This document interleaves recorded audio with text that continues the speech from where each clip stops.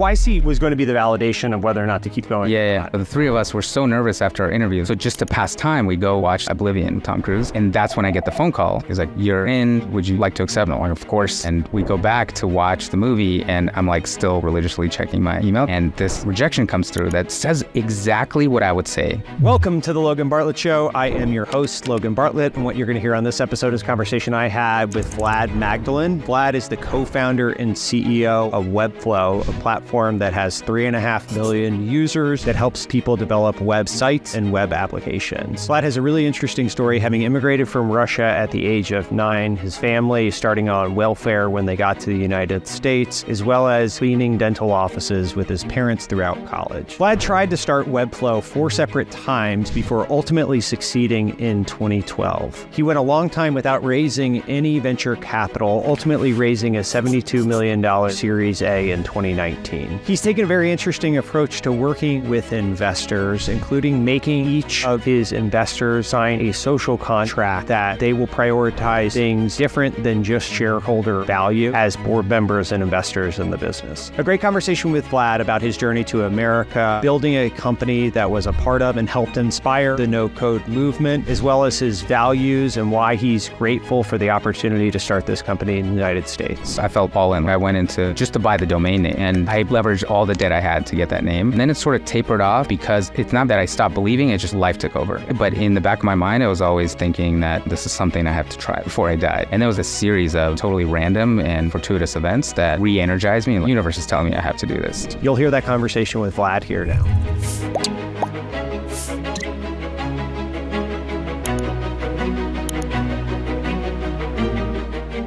Vlad, thanks for doing this. Thank you for having me. So there's this concept called essentialism and focusing on things that bring you energy. I know this is something that you think about and maybe have reoriented how you operate, how you spend your day. Can you talk a little bit about what essentialism is, and then also how you've utilized it? Interesting that you started with that, because I feel like I'm in a non-essentialist period right now where I sort of go in. Because you're doing a podcast and this is a distraction. No. This is the time well spent. Yeah. But just like the season that Webflow is in has sort of pulled me into some things that feel very essential. But if I was to like really dig down and say, is this what I want to be doing like every single hour of my life? There's a lot of, preparing for a conference. And there's a dichotomy, I guess, from an essentialism between what the company needs and you as a CEO versus what you get energy from, I guess. Yeah, at the core of it is like constantly reevaluating, is the thing that I'm doing right now, is the way that I'm spending my time the most impactful for myself, for, my family, my teammates, the company, and just really having that questioning mindset around like, is this the most important work that I could be doing? Because our time on earth is limited. Have you changed like the types of people you hire to augment things that you don't want to do, or have you ruthlessly prioritized things that kind of fall below the waterline? Like how have you actually put it into action? I've created a lot of constraints where, especially people I work with very closely, like my chief of staff and executive assistant, where they're like, very ruthless around like, is this something you should be committing to? Is this something that is, aligns with how you are prioritizing health, family, the long-term future of Webflow, et cetera. So it's almost like having a, no, you can't, kind of somebody hitting you with a ruler when you're like, oh, it would be fun to do this. And having that second opinion saying, is that really? And sometimes just asking that question makes you immediately realize like, oh, actually, I shouldn't be spending my time that way. Do you do like calendar audits or anything like that to sort of go back in time and see if you're every month? But like the way that calendars are these days, it's almost like a different exercise every month, right? Because as much as I want to create intentionality around like, this is what my month is going to look like 3 months from now, like at every stage of the company, at every sort of like season of the month, like right now we're in this conference season, completely different than 2 months ago. So I actually live totally by my calendar. I don't even have a to-do list anymore. I used to try to like convert these things, but now my calendar is basically my entire to-do list, my all my personal stuff, every reminder, and I have like an entire system with my EA that essentially as time goes, I either like accept or decline whether I did things or not. And it's a silent communication method that like helps prioritize pretty much like every rolling thing. And there's like rules where if I decline something twice, meaning I didn't do it, that means it's not important enough, right? So it's like comes off the list. How many people are at Webflow currently? Webflow, something, I want to say 625, somewhere between 610 and 650. And so prior to Webflow, were you an individual contributor as an Totally an engineer? individual contributor. Either a freelancer working by myself or trying something, trying to start Webflow, kind of as a founder, as an IC. But my entire working life was like either an intern or as an engineer or as a designer. And so leadership probably has elements that are innate in some way, but there's also things you can learn. And then managerial ability is something I think that's mostly learned. It's not like a natural skill set. I don't think anyone's a great natural manager unless, I don't know, maybe a Army drill sergeant or something. But I never really thought of leadership as like a discrete skill where like, oh, I need to go learn leadership. It's almost always like, hey, somebody has an idea where they want to like rally folks around a cause or a project or whatever. And then it sort of like organically evolves.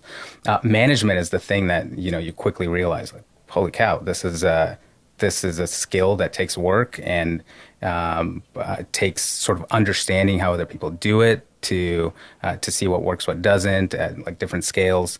I think that's been the hardest sort of like phases of adjustment to learn how even management itself is a completely different beast depending on the size of the team, the sort of like seniority of team members. Like if you're managing individual contributors, it's a lot easier or it's a different skill set than managing managers of ICs, and then managing directors who manage managers who manage ICs, a whole different ballgame, right?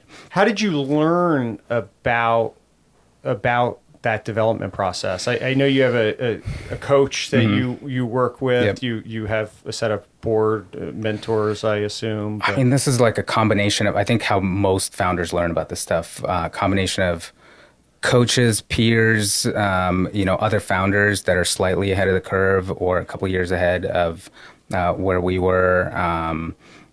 Literally blogs and YouTube, videos around TED Talks that talk about like great management, HBR articles. Like it was like, new inputs every situation, right? The first time you have a performance management conversation, you try to like learn the best practices. You learn how to like give feedback through specific workshops because you just realize you suck at that. And I think over the last 10 years, it's a combination of all of these things sort of like compounding. And it's a lot of trial and error, right? So things that work in the abstract, you read a book on management, like a lot, you might walk away feeling pretty inspired. And then the first situation that, a hard situation that you face, it's like, all right, well, that stuff goes out the window because in reality, it's, some aspect is totally different. And a lot of it, I think you just learn through practice. What was unintuitive about the developing into a manager process? It sounds like there was a bunch of different inputs that influenced you, but what were like the hardest learnings or the things that were not obvious? I don't know if I would qualify this as unintuitive, but I think the hardest learning for me, or the biggest transition, was to go from like this sort of individualistic understanding of kindness towards a single person to what I would call like the aggregate of kindness to a broader set of people. So one example of that is early on in my management journey, it'd be pretty hard to have a conversation with an individual that you really care about, right? That clearly is trying and wants to be successful, and you want to set them up for success. And delivering pretty hard feedback, you would kind of want to protect them from that, right? Because you think it's kinder to them. And realizing over time what net effect that has, not only on potentially broader team members, but also on that person as well. And realizing that this like the scales of aggregate kindness, sometimes having something that feels unkind to a one individual might actually be the kindest thing you can do for a broader team, and ultimately in the business context might make the entire team more successful, therefore making this person ultimately more successful, even if they or like their stake in the company more successful, right? And to give an example, I guess, would be something like, hey, you've decided this person probably isn't going to make it long term.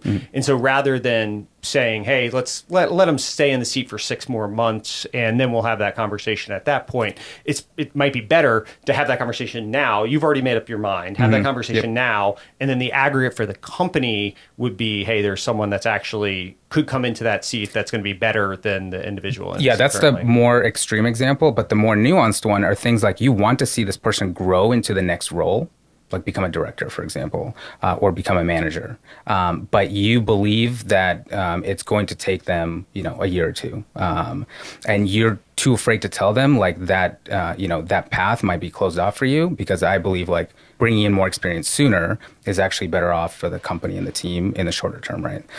So that's a more nuanced one, because they're not really doing a bad job at their current role, but they might have ambitions that they're working towards that, just their individual readiness and the company's readiness or needs at a given time misalign in terms of time, right? And you want to give them that shot. You want to give them the opportunity, but you also realize, it could put them into a position of failure, or put the company into a position, or the team in a position of, not doing as well as if you were to like bring in additional help or, put somebody else in that position. Motivating people is something that you have to do as a leader. And there's a book by Daniel Pink called Drive that I've read. I know you have as well. What were some of the things that you took away from that, or what were the learnings that might be interesting to hear for people that you've actually applied into Webflow and leadership?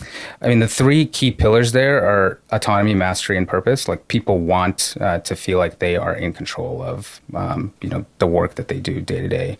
And nobody likes feeling stale in like what they're learning or what they're sort of exploring, whether in their working life or personal life.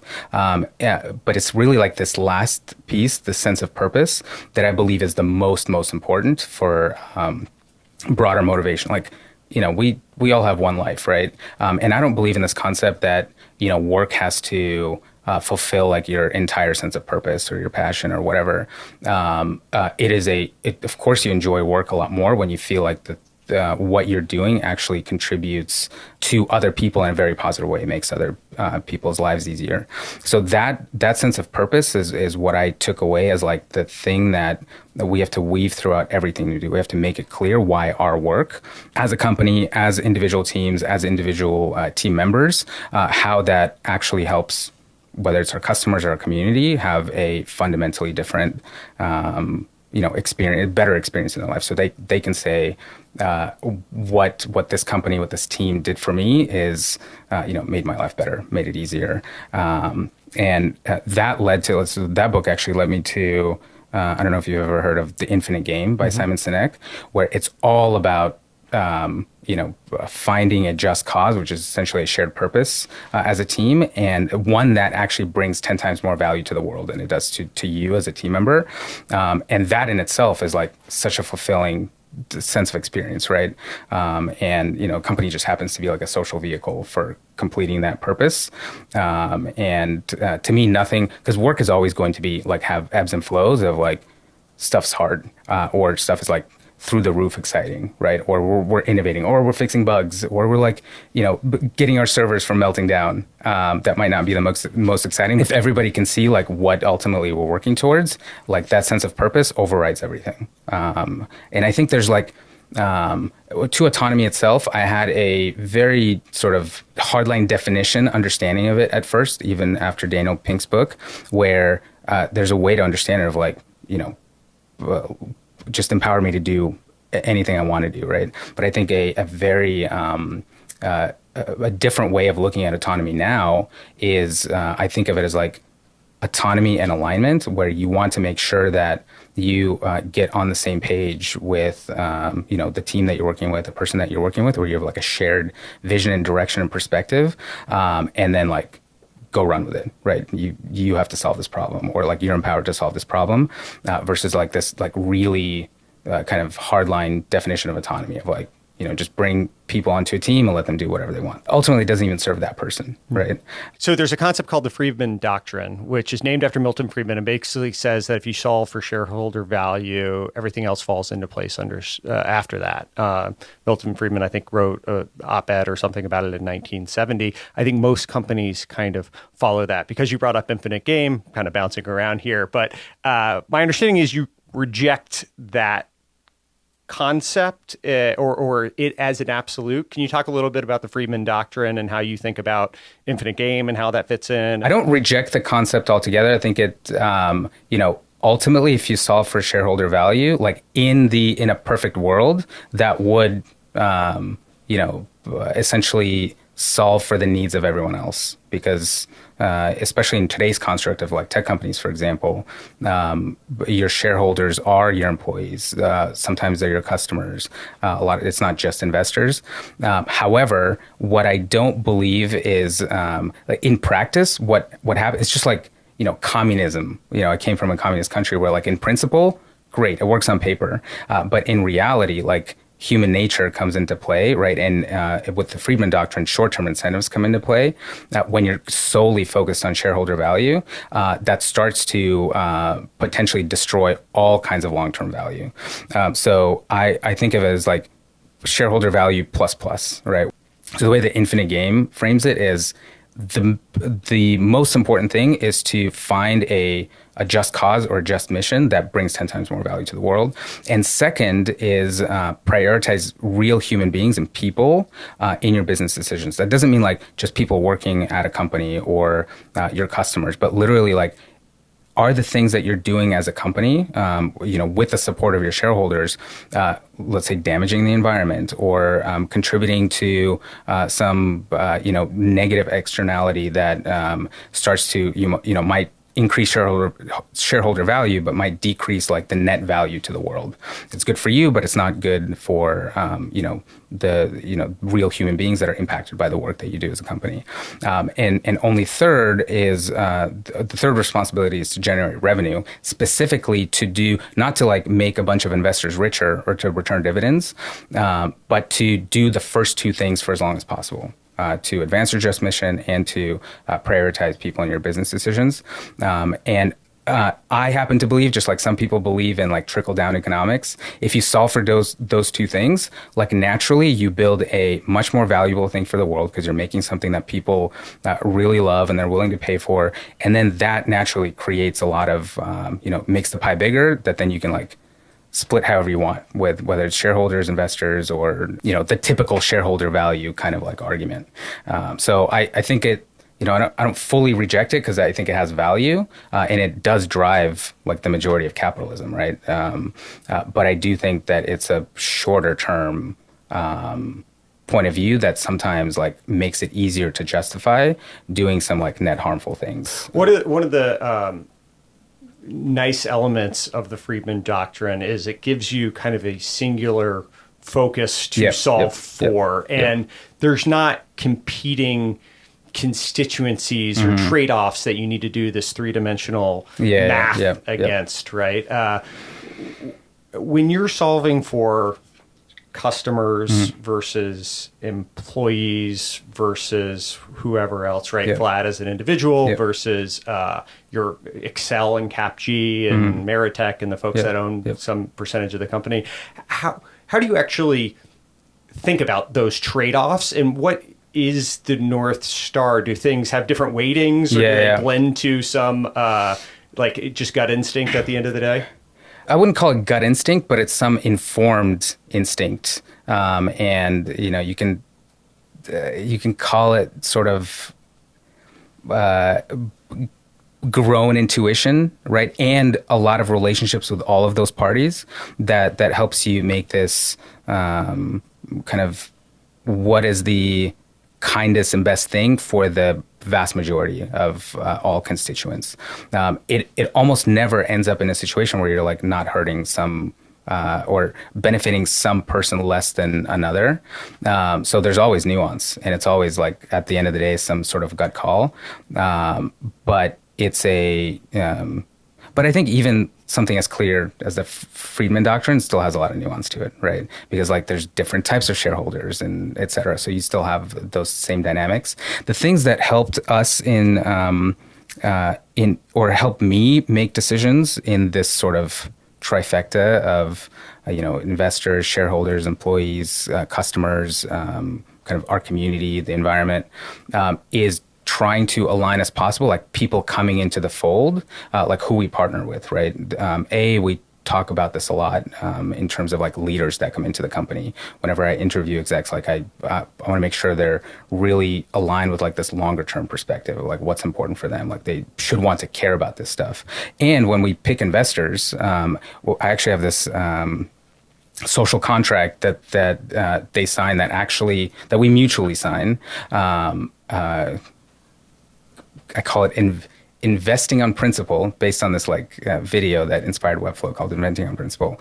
But that specifically says that we're this partnership is meant to be long-term oriented.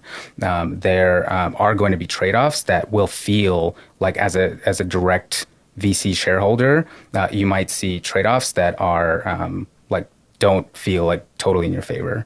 And that turns a lot of people off initially, right? That doesn't lead to further like partnership conversations. But for the partners that we've brought on, there's been like this long-term alignment around, even if it's not a perfect rule that we always solve for X, that there's a more holistic sort of consideration around what's most important in the long term. Did you have investors actually disqualify themselves from, hey, no, I want to be focused only on shareholder value at some point? It was never as explicit as that, but that, which by the way, lots of credit goes to Arun at Excel for, because I was really hesitant to go the VC route, because this was like many years into the life of the company. And like we developed this contract together that then served as the basis of all new relationships. What usually happens is there's like a lot of excitement from investors, like potential new investors, sort of like, reaching out.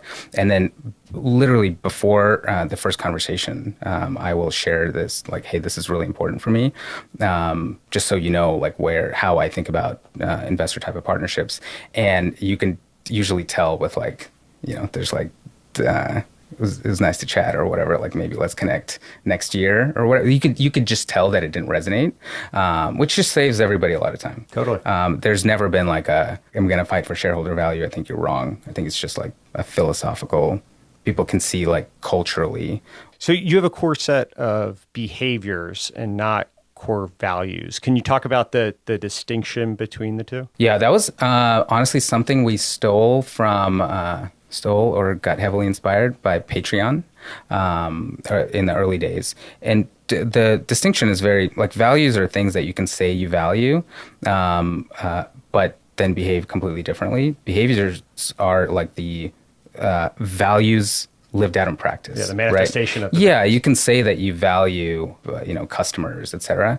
It really only shows up when you act on those values, and how you behave when, no one's looking, et cetera. So that's just like a slight terminology shift, but for us really meaningful because it's, even in the way you think about it, is like, okay, am I behaving in a way that, like if somebody was observing this, would they say, I am behaving in a way that demonstrates that I value this thing? And what are your core behaviors? We obsess over customer experience, which means that like everyone in the company is expected to like not just assume that there's something that customers want, but like live and breathe their experience.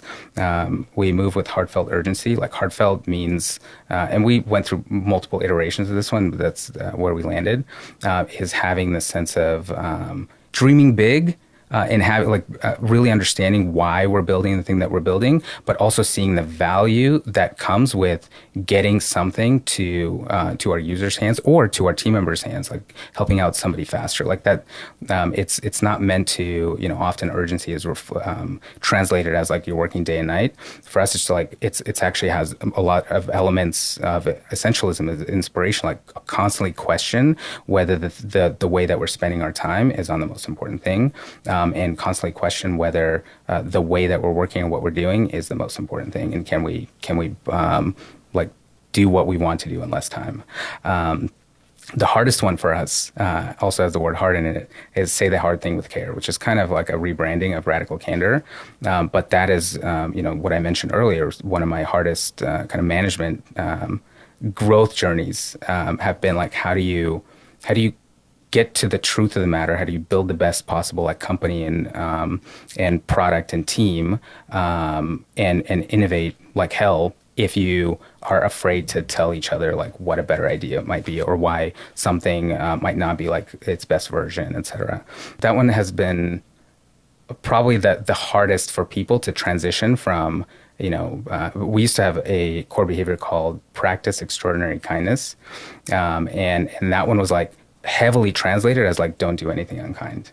Right. And this is this core behavior is one where we like rallied as a team, or like, how do we come together to make sure that we can get to the best ideas and be able to do that with like a sense of humanity and feel like that the person who wants you to improve in a certain area or like show up differently is you feel that sense of care from them. You mentioned your second principle, move with heartfelt urgency. Move with heartfelt urgency. Yeah. Urgency. Yep. Once upon a time was move uncomfortably fast. Yes, yeah. And then it became move intentionally fast. And then we combined them with another one. When you codify these behaviors, how do you think through the positive? There's two sides to every coin, and any decision you make is going to have some negative downstream implications around it. How do you go about actually making these decisions? Well, one thing I learned is that there's a lot of, you're never going to have it perfect, right? You're not going to put things on a wall or in a doc or in your onboarding that is going to like drive the behavior of the company, right? So there's a lot of nuance to all of these. And we try not to overthink it anymore, right? Like where now it's more around like, how do you give a lot more examples? So one thing we do is we have this ritual around giving props and sharing gratitude, and they're usually framed around core behaviors.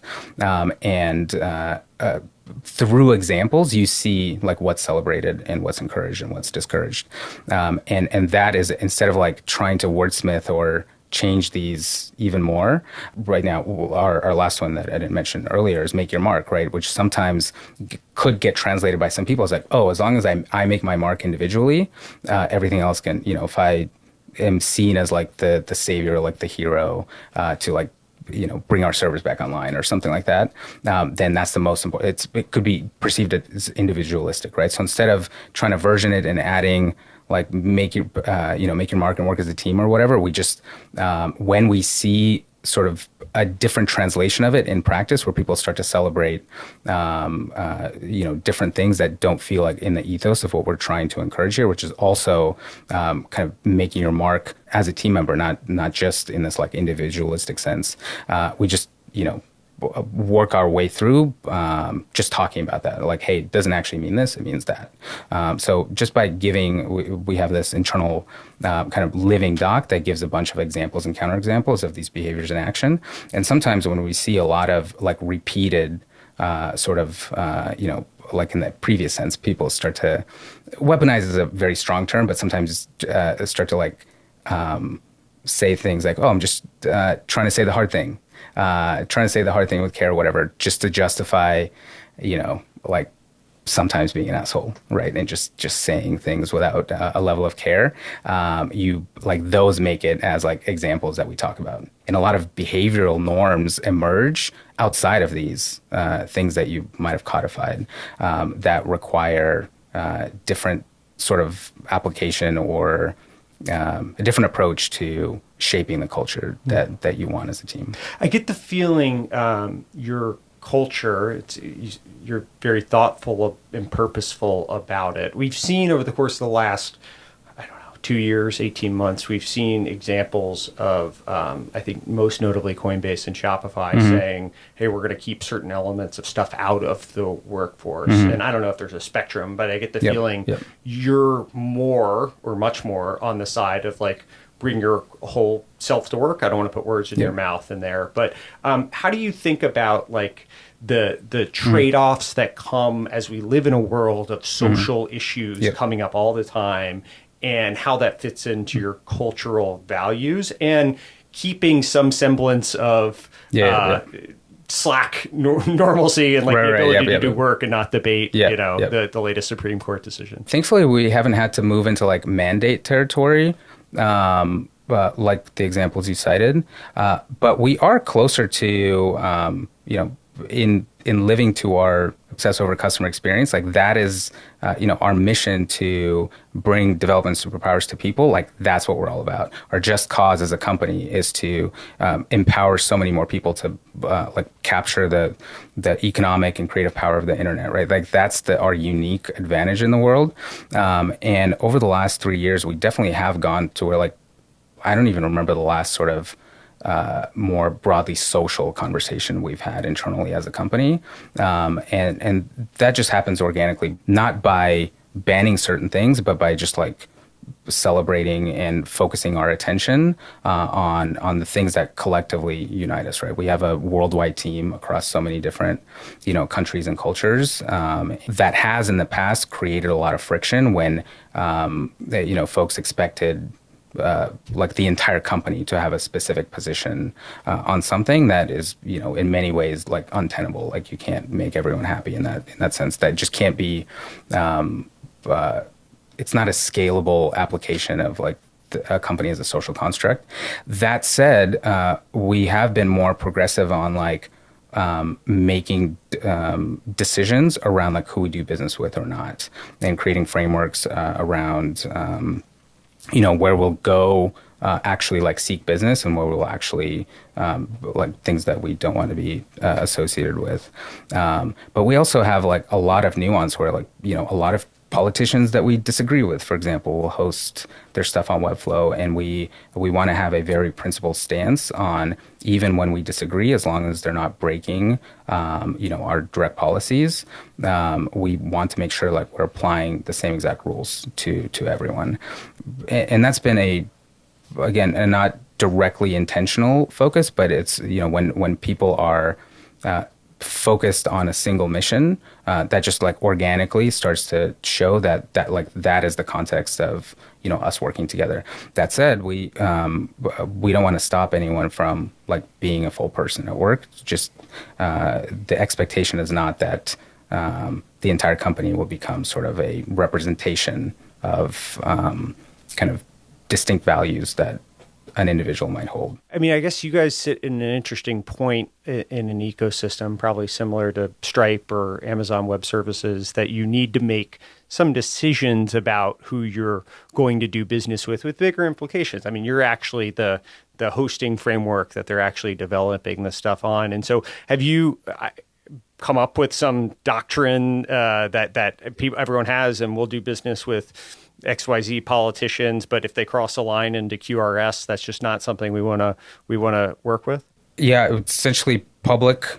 We've made it public in our terms of service, like what kind of, we actually base it on content versus individuals, right? So an individual might hold a view that they're talking about somewhere else, but as long as we're not amplifying content that it, breaks our policies, whether it's, there's the whole range of things that we prohibit on our platform, and we make very principled decisions around like, does this content break the policies that they agree to? If it does, we take down that content. But we're not quite in a Cloudflare-like position where it's like infrastructure.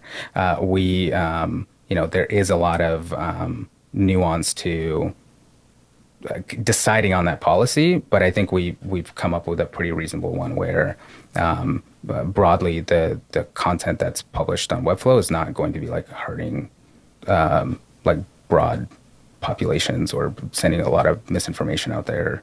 You have an interesting philosophy around compensation that if you might have to remind me. Once upon a time, I had heard you say that you believe if you're going to be in the 75th percentile of a band for engineers, you're also going to hold consistent that for HR and salespeople and marketing, and not prioritize, hey, we're going to have world-class, we're going to pay 99th percentile for engineering, but our HR department, we're going to pay, 25th percentile. I guess, is that still consistent? That is still consistent broadly, in the sense that we just don't want to treat anyone as a second-class citizen, or basically divide the company into different tiers of like importance.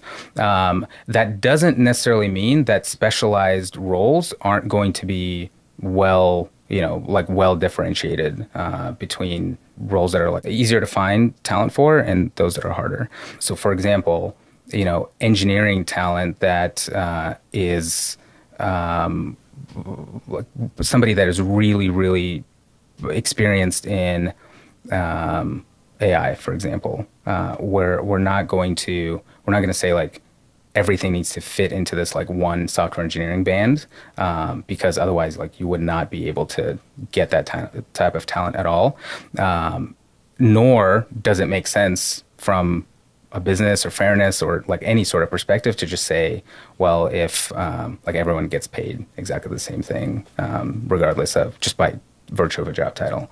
This is one of those things that I think when I might have referenced that was also before we expanded internationally, where that adds a lot of nuance, right? Like when you have to like create entities across many different countries and figure out sort of the norms and expectations and regulations across many different places. Option taxation. Yeah, then you start to get into things that were like worldwide hardline principles around, for example, everyone gets the same amount of equity wherever you happen to live in the world.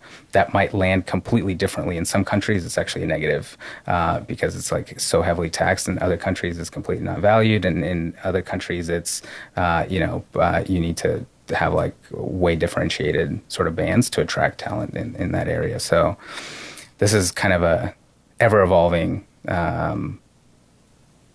space, but ultimately, I think it's from that Daniel Pink drive perspective, compensation is one of those things that you have to make sure people aren't thinking about all the time, but it's not in the top 3 list of the things that are like the reasons people join our company, for example, and most companies, I think. Yeah. And it becomes an issue when people think that they're not treated fairly. And That's people right. lose their mind no matter how much people make, how much, how little. Fairness is the single thing. And so at least having some level of principles around it. What about, have you guys been hybrid-ish from the start? Is that a fair characterization? Yeah, we've been, I would say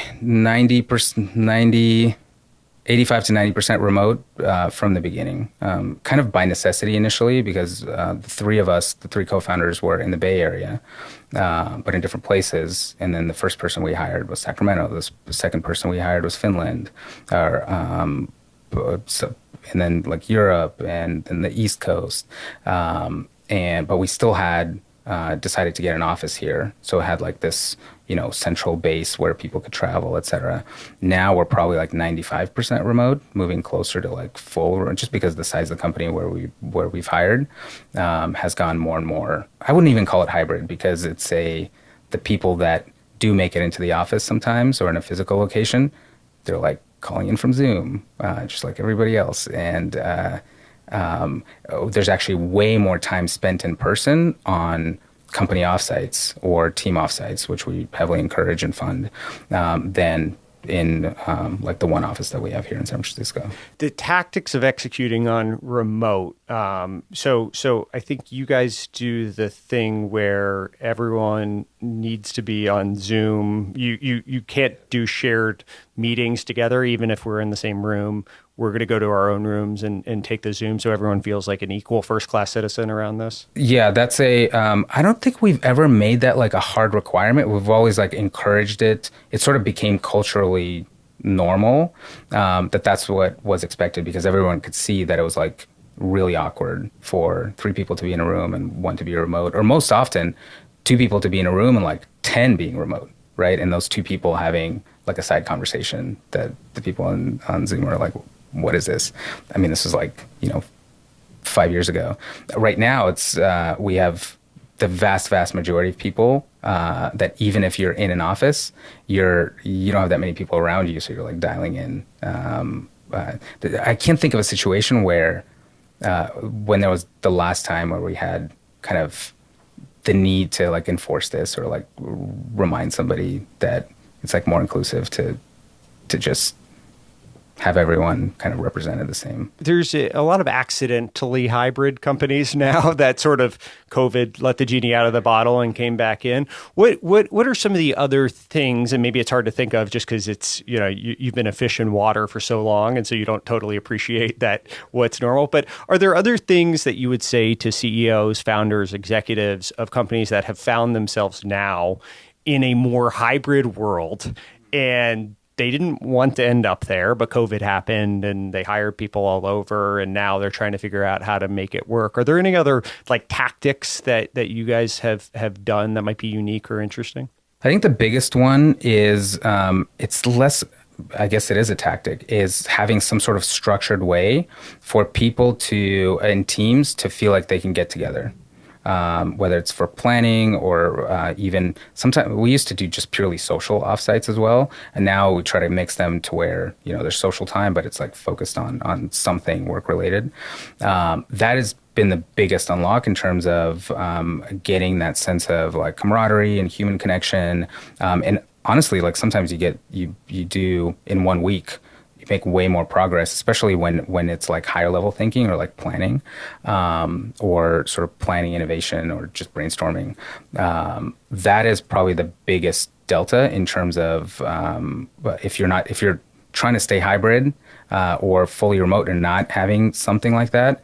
I just don't I can't see, looking back on the last 10 years, how we would have as much connection or as much like camaraderie or teamwork. Take me through how that actually works. So the marketing team wants to plan for 2024, and is there a set budget aside? Yeah, there's basically a yearly budget for each person that can be used in any different way. By the manager decides how it works? So, it's actually company-wide. We have a system where, because a lot of people on cross-functional teams, so you might have a product team that is like a product manager and like 5 engineers and a designer and maybe a data person, right? And maybe a PMM or a product marketing manager supporting them, like planning this big release, right? And usually they can like that.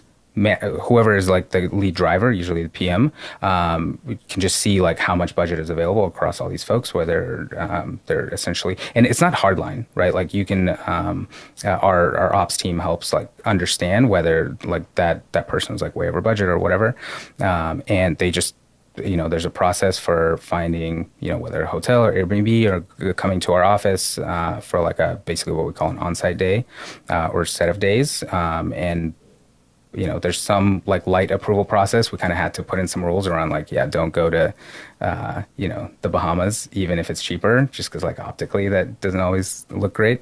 But there's a pretty standard process around it. It gets more complicated the larger the team is. So for example, if it's the entire marketing team or the entire engineering team, typically that doesn't happen unless we do like a, all company retreat, which we used to do them every year, but we've only done one after the pandemic. So last year, trying to decide what to do next as the team's gotten bigger. But what will happen is instead of an all team, like an exec will get all of their direct reports. And kind of like their first team into an offsite. And then each of those people will decide independently, do they need to do like a separate offsite for, their sub teams, et cetera. The other thing, I think we're not super great at this yet, but like because we are mostly remote, sometimes in person, a lot of offsites, we need to get much better at like centralized documentation, almost like the GitLab style. Like everything is transparent, everything is visible. Like that's one area where we've been like diving into more. Like, can we do a lot better on that front so that everyone in the company, potentially even externally, can sort of like see how we operate. And I know Zapier and GitLab have like set a lot of like great examples there. We're sort of in the middle between somebody who's like newly hybrid, who kind of had to be, and kind of where those companies are. Do you give guidance of how often teams should get together? Like, should people on a team try to see their direct reports once a year, once a 6 months, or is it not? Our current guidance is somewhere between quarterly and every half. And it depends on how often that happens. Like some people will see each other quarterly, because you might have a team that's like in the same time zone and like travel is cheaper, and they just have like norms where they've figured out ways to get together without like disrupting other dependencies, and others who might go on like one offset a year. All right, I want to go to the early days of Webflow. You tried to start Webflow in 2005, 7, 8, and then finally in 2012. Were they the same idea? The exact same idea, exact same name. I wouldn't say exact same idea. It had like, it shifted from, it shifted with the times, right? I didn't know about responsive design, and browsers weren't such a big, not a lot of things were built in the browser in 2005. It was sort of like more back-endy oriented, but it was the same exact idea of how do you make software and website creation much easier. Is there a version of Webflow that could have worked in any of those prior iterations, or was 2012 like the first time that it actually could have? I think each of those could have worked. Like the 2005 version was actually what Heroku wanted to be. They sort of like built the infrastructure, but they had aspects of a visual builder that I think would have been, and then at that time, like the things like Dreamweaver were already kind of dropping off, but you could see that there's a lot of market opportunity there. And if we had enough, enough will and innovation horsepower, it could have been huge. I think 2007, 2008, it was I didn't have enough confidence in myself. Like 2008 specific, actually 2007, I think Weebly was just coming out, where we're like, oh, the idea is close enough to it, but not quite, that, I had imagined that they would like pivot into that space. And at the time, I didn't think it could be, I thought they had like won the market. But the 2008 iteration, I think could have been huge, right? That was the age of Web 2.0, like Ajax was emerging. You had like a lot of companies that were like realizing the potential of what you could do on the web. You still didn't have the maturity of web browsers as a web platform. Things like, Safari, Chrome, and kind of like dev tools and programmatic access to sort of browser APIs were like really immature. So you would have still had to build it more on the back end, but we could have sort of augmented that with like more front end tools. I've talked to entrepreneurs that their first idea didn't succeed. I don't know if I've ever spoken to an entrepreneur that had the same idea and tried 4 different times. What did you learn about like entrepreneurship from the 3 times that it didn't work? Like, were you all in, or was the 2012? I know you had to go into credit card debt. You sold your car and leased and did all these things that were like 100% committed to it. Were you all in at each of those prior points? I felt all in at various aspects. So the first time in 2005, I felt all in. Like I went into just to buy the domain name. Like I thought I couldn't believe it was even on sale. It was like, it was one of those .com sort of crashes that was a big company. I think like Eric Schmidt was one of the executives there. And I like leveraged all the debt I had to get that name that I paid off maybe like 6 years later. The second, and then I thought like, even the money I don't have, I'm willing to put into this. I work like day and night on it. And then it sort of tapered off because it's not that I stopped believing. It's just like life took over, right? I got married. I had to like get a job. Like, I wasn't making any money. I had to, quote unquote, provide, right? And spouses don't like not making money thing. And different factors like led to sort of temporary demotivation at different times, right? Like the third time in 2008, it was like a trademark lawsuit and just running out of money. That was like, ugh, okay, I have like bills to pay for. I have a family. It's it's not worth like leveraging everything to chase like and I was so attached to the name, like irrationally attached to the name. I'm like, at some point I thought I'd rather not have a company than just name a company. Like we had all these iterations for like really silly names that would have been replacements. And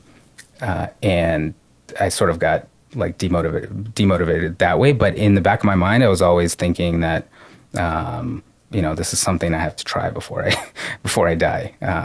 But honestly, I did kind of give up from that 2008 to 2011 era where, I had 2 kids in that time. I, had a pretty stable job at Intuit, and I had just come to terms with, all right, this is sort of like moved past, the industry has moved past the opportunity. It's too late, right? It's too late to start something here. And there was like this series of totally random and fortuitous events that like re-energized me. Like, okay, so the universe is telling me I have to do this. Well, and so what were the big, I know the IP lawsuit was dropped. You got a random thing in the mail saying, hey, by the way, Webflow's name you can now go with. The short story there is we had applied for a trademark. This other company in Florida was like, you can't use it. And we're like cease and desist essentially.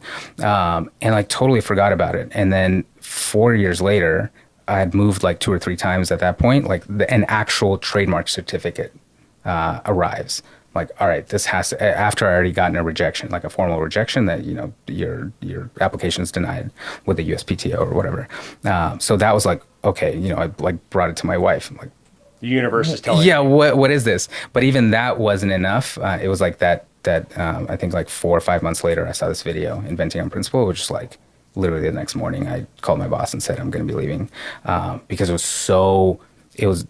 shared at the exactly the right time. It had, it's like this conference talk about visual direct manipulation, basically doing visually what you could do with code. We'll link it in the show notes. Absolutely life-changing talk. Like, I think multiple companies have been started because of it, Figma included.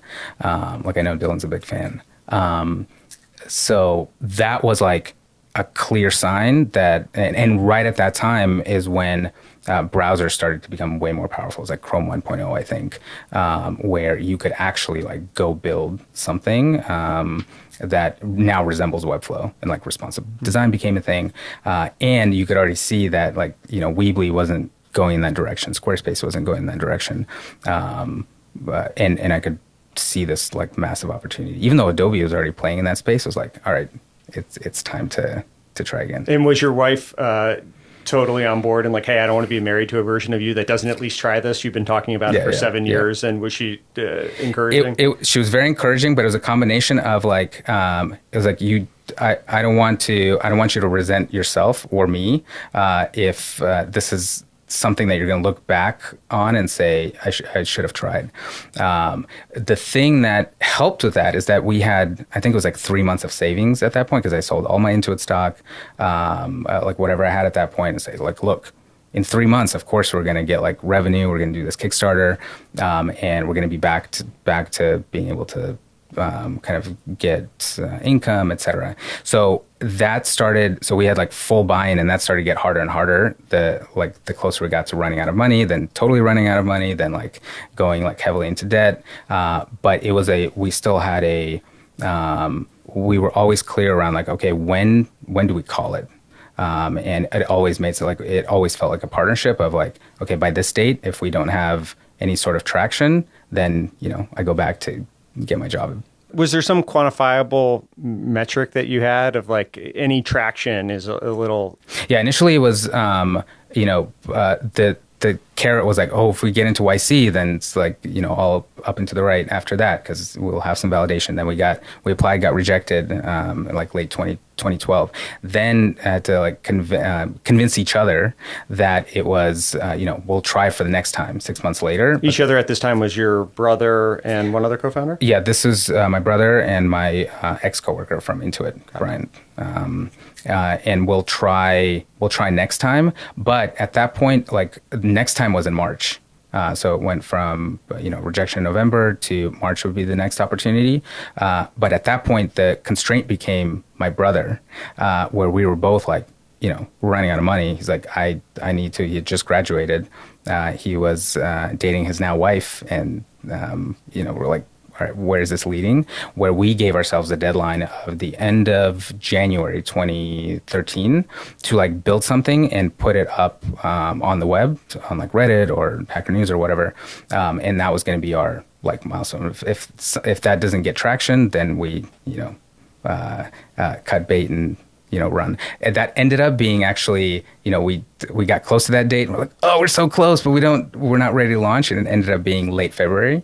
But it was always like something we were like, let's try this thing and see if it takes off. And you guys were waiting for a big unlock. And I think for a company that has been, has balanced growth and profitability and been cost conscious throughout your journey from a capital efficiency standpoint. In those days, you may be, safe to say, wasted some money on things that didn't work. Is that a fair characterization of the Kickstarter campaign, for example? Yeah, and so many things. The first purchase I ever made with like company funds, which was like personal savings that went into a company bank account, was like new laptops. Why do we need them? Like it totally felt like a hey, start a new thing. Might as well have the best of the best or whatever. And there was this Kickstarter campaign that took us 2 months and didn't pan out into anything. Kickstarter doesn't take SaaS. Maybe they do today. Maybe they do today, but it was basically the vast majority of our remaining savings. Then we had some missteps later on because what happened was we were self-funded until YC, and then we got a little bit of a seed round. And then we were like, when that happened, we were still in the mindset of like, we're going to raise a Series A next year. We're just going to do what, the typical startup does.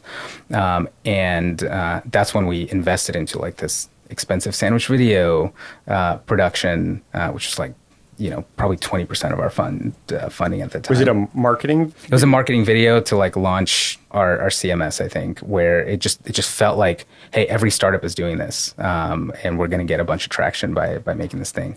But it was the combination of that and seeing our cash balance like drop and then not having enough traction to go raise a new round and getting like that kind of feedback from investors that we like, you just don't have the numbers to raise more money. We just had to force ourselves into, all right, like we have to be default alive no matter what. And that forced us to make like different decisions and how fast we hired and how we actually like started monetizing much better and just focused on building a product that people bought and used and loved. And we sort of rode that wave for the next, I think, 7 years before we did our actual Series A. Is the takeaway from that you were looking for silver bullets and it was actually lead bullets? You just needed to not think we're right around the corner from all these things working out. And instead, we need to assume this is the status quo and just keep chopping wood to get there? Almost all of these decisions were driven by irrational optimism. Like, we'll build this thing and they'll come, or we'll do this thing and we'll get distribution. And 95% of them didn't pan out that way, right? And the takeaway is like, we just got a lot more, by making more of these mistakes, more data that was like, we have to be more disciplined, right? These wild, uninformed bets don't lead to like easy money. So now you did have though one thing that there was a Hacker News post or launch that went viral, kind of pre-product, and led to 50,000-ish people signing up or something. Can you take through like that one? That was the pre-YC. When Sergi and Bryant and I set this deadline of end of January of like, all right, we're running out of money. That we were working on this demo. It's still online. It's called CSS Playground, playground.webflow.com, which is essentially like we knew we didn't have enough time to build the full product, but it was like, let's just ship the UI part of it to show people like what this new visual abstraction of editing CSS and HTML would be. And that was our last ditch. Like, let's get this out into the world and show it's almost like a fancier marketing site of like, what is it going to be if we have a chance to build the whole thing? And that's the thing that took off. And it took off in surprising ways because we initially wanted to post it. We posted on like Designer News, which was a thing back then, to Reddit, to Dig, I think was still a thing. And all of them were duds. And then as a last ditch thing, we're like, all right, we'll put it up on Hacker News, which is like exactly the audience we thought was going to feel like threatened by the thing we're trying to create. Because you're abstracting away. Yeah, here's like this no-code tool. But because of the way that the way it resonated, was like, oh, actually, we're like respecting the medium. Like we're actually creating almost like a visual programming language. It took off like crazy. And we actually, there was one thing that we did that I think led to a lot of that. It wasn't purely the Hacker News crowd. It was the fact that we put in on our marketing page at the time, like in order to get into the beta, you could like increase your place in line if you were to share our, like your referral link. And I think maybe 10,000 of like the initial signups came in like purely through Hacker News, but the remainder came in through like these referral links because people are just like giddy to get access to it first. And that was a huge sort of like vote of confidence for us and for like, I think that's what eventually got us into YC, to see that kind of traction. It turns out that out of those like 40,000 plus people, maybe 40 converted to paying users in the, the initial launch that we did. So like the expectation and the reality of, were those the right people, or like people motivated to like actually use this product?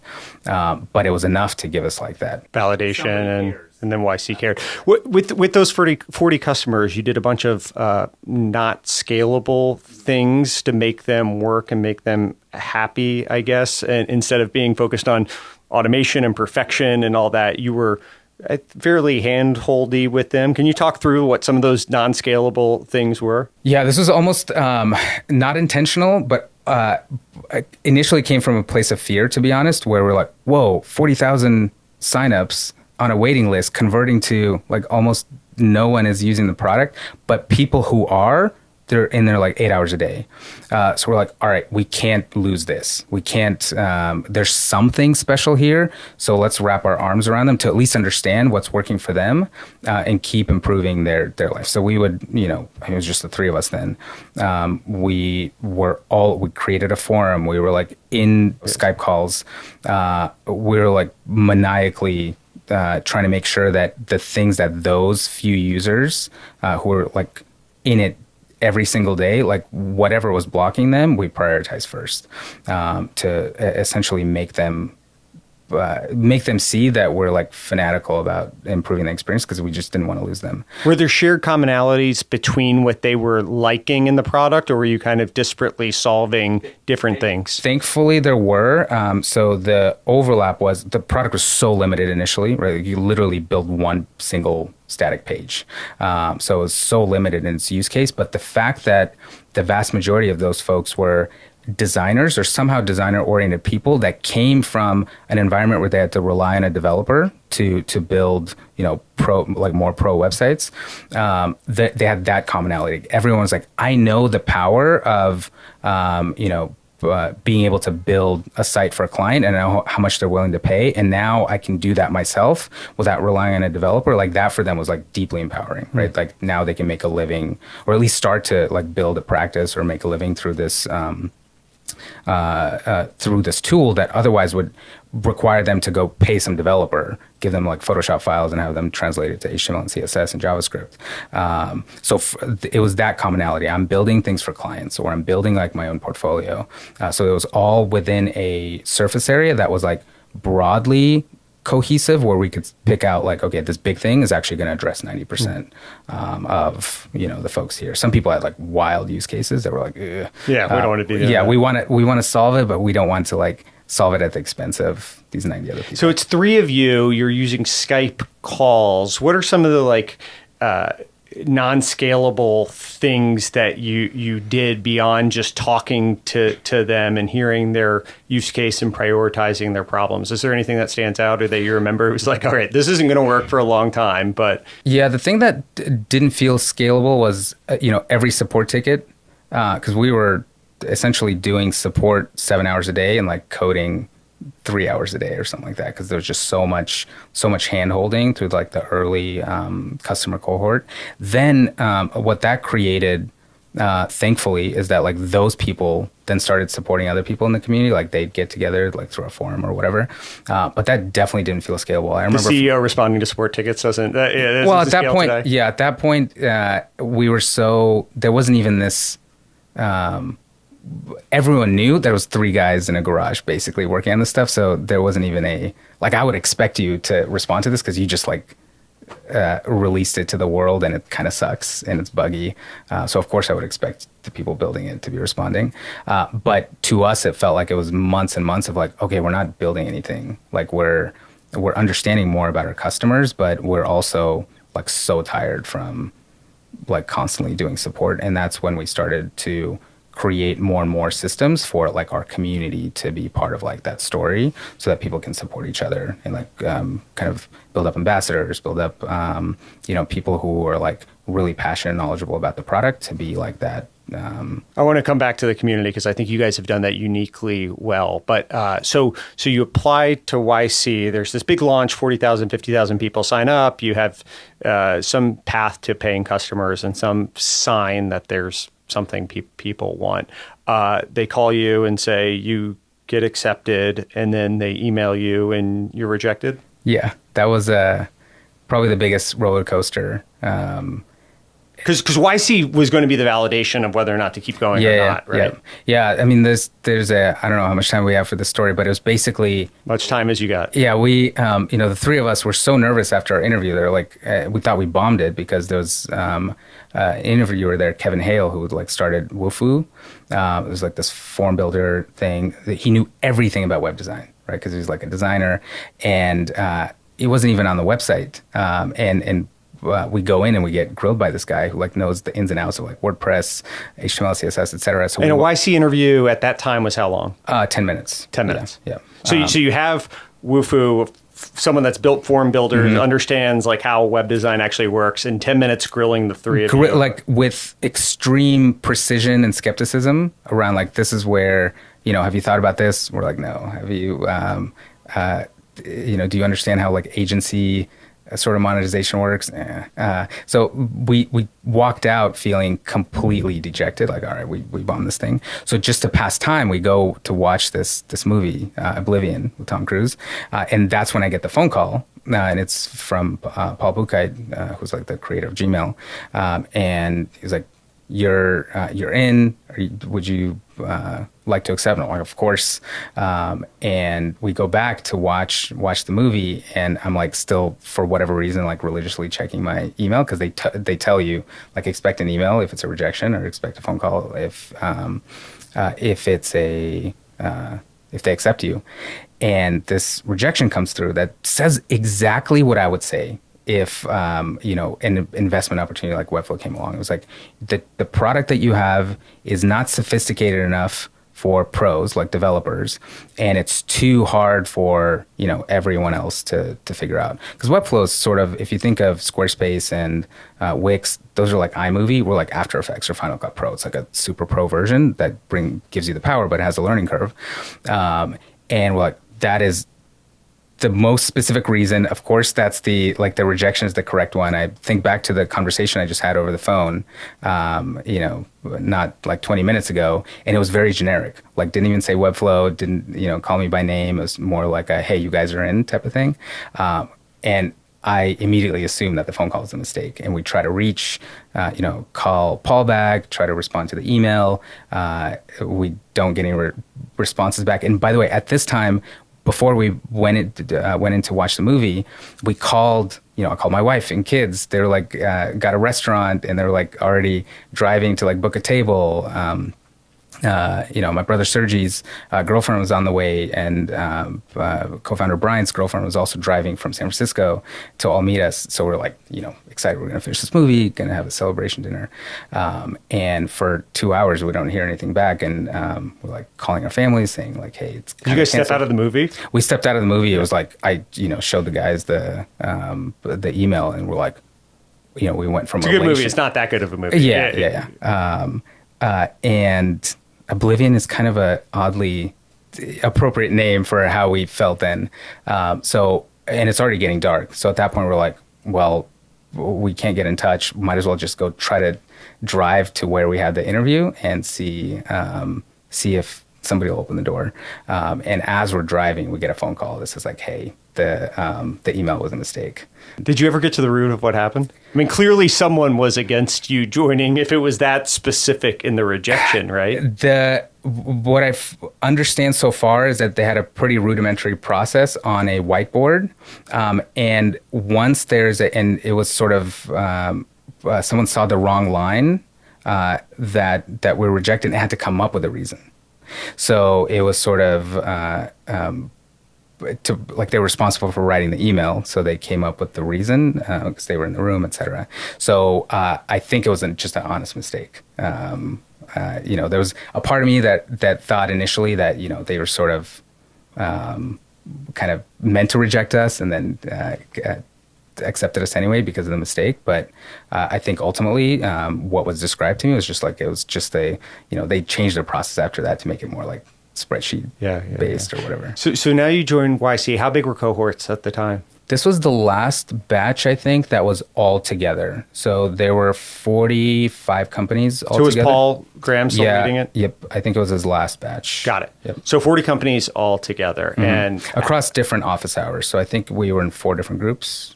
Got it. I believe, yeah. And so how long is YC? 2.5 months, 3 months. 2.5, 3 months. And so you have this very ambitious roadmap of stuff that you're going to go after. And we want to build this perfect product because you know what good looks like, right? You were designer, CS, you know what you want to build. And the roadmap to get there was probably years, not weeks. What I thought back then, because I was thinking more as a client, because I did a lot of website sort of jobs for smaller businesses. And I was a web designer, so it was like, no way I would pay for something that only lets you build a single page, or I can't do a blog. So in my mind, like the bare minimum was like, you have to match what WordPress has for anybody to be willing to pay for it. Because you know what good looks like. And so doing something less than that just feels unbecoming or not real. It wasn't just unbecoming. It was like, I literally didn't believe in my heart of hearts that people would be willing to pay for a limited product.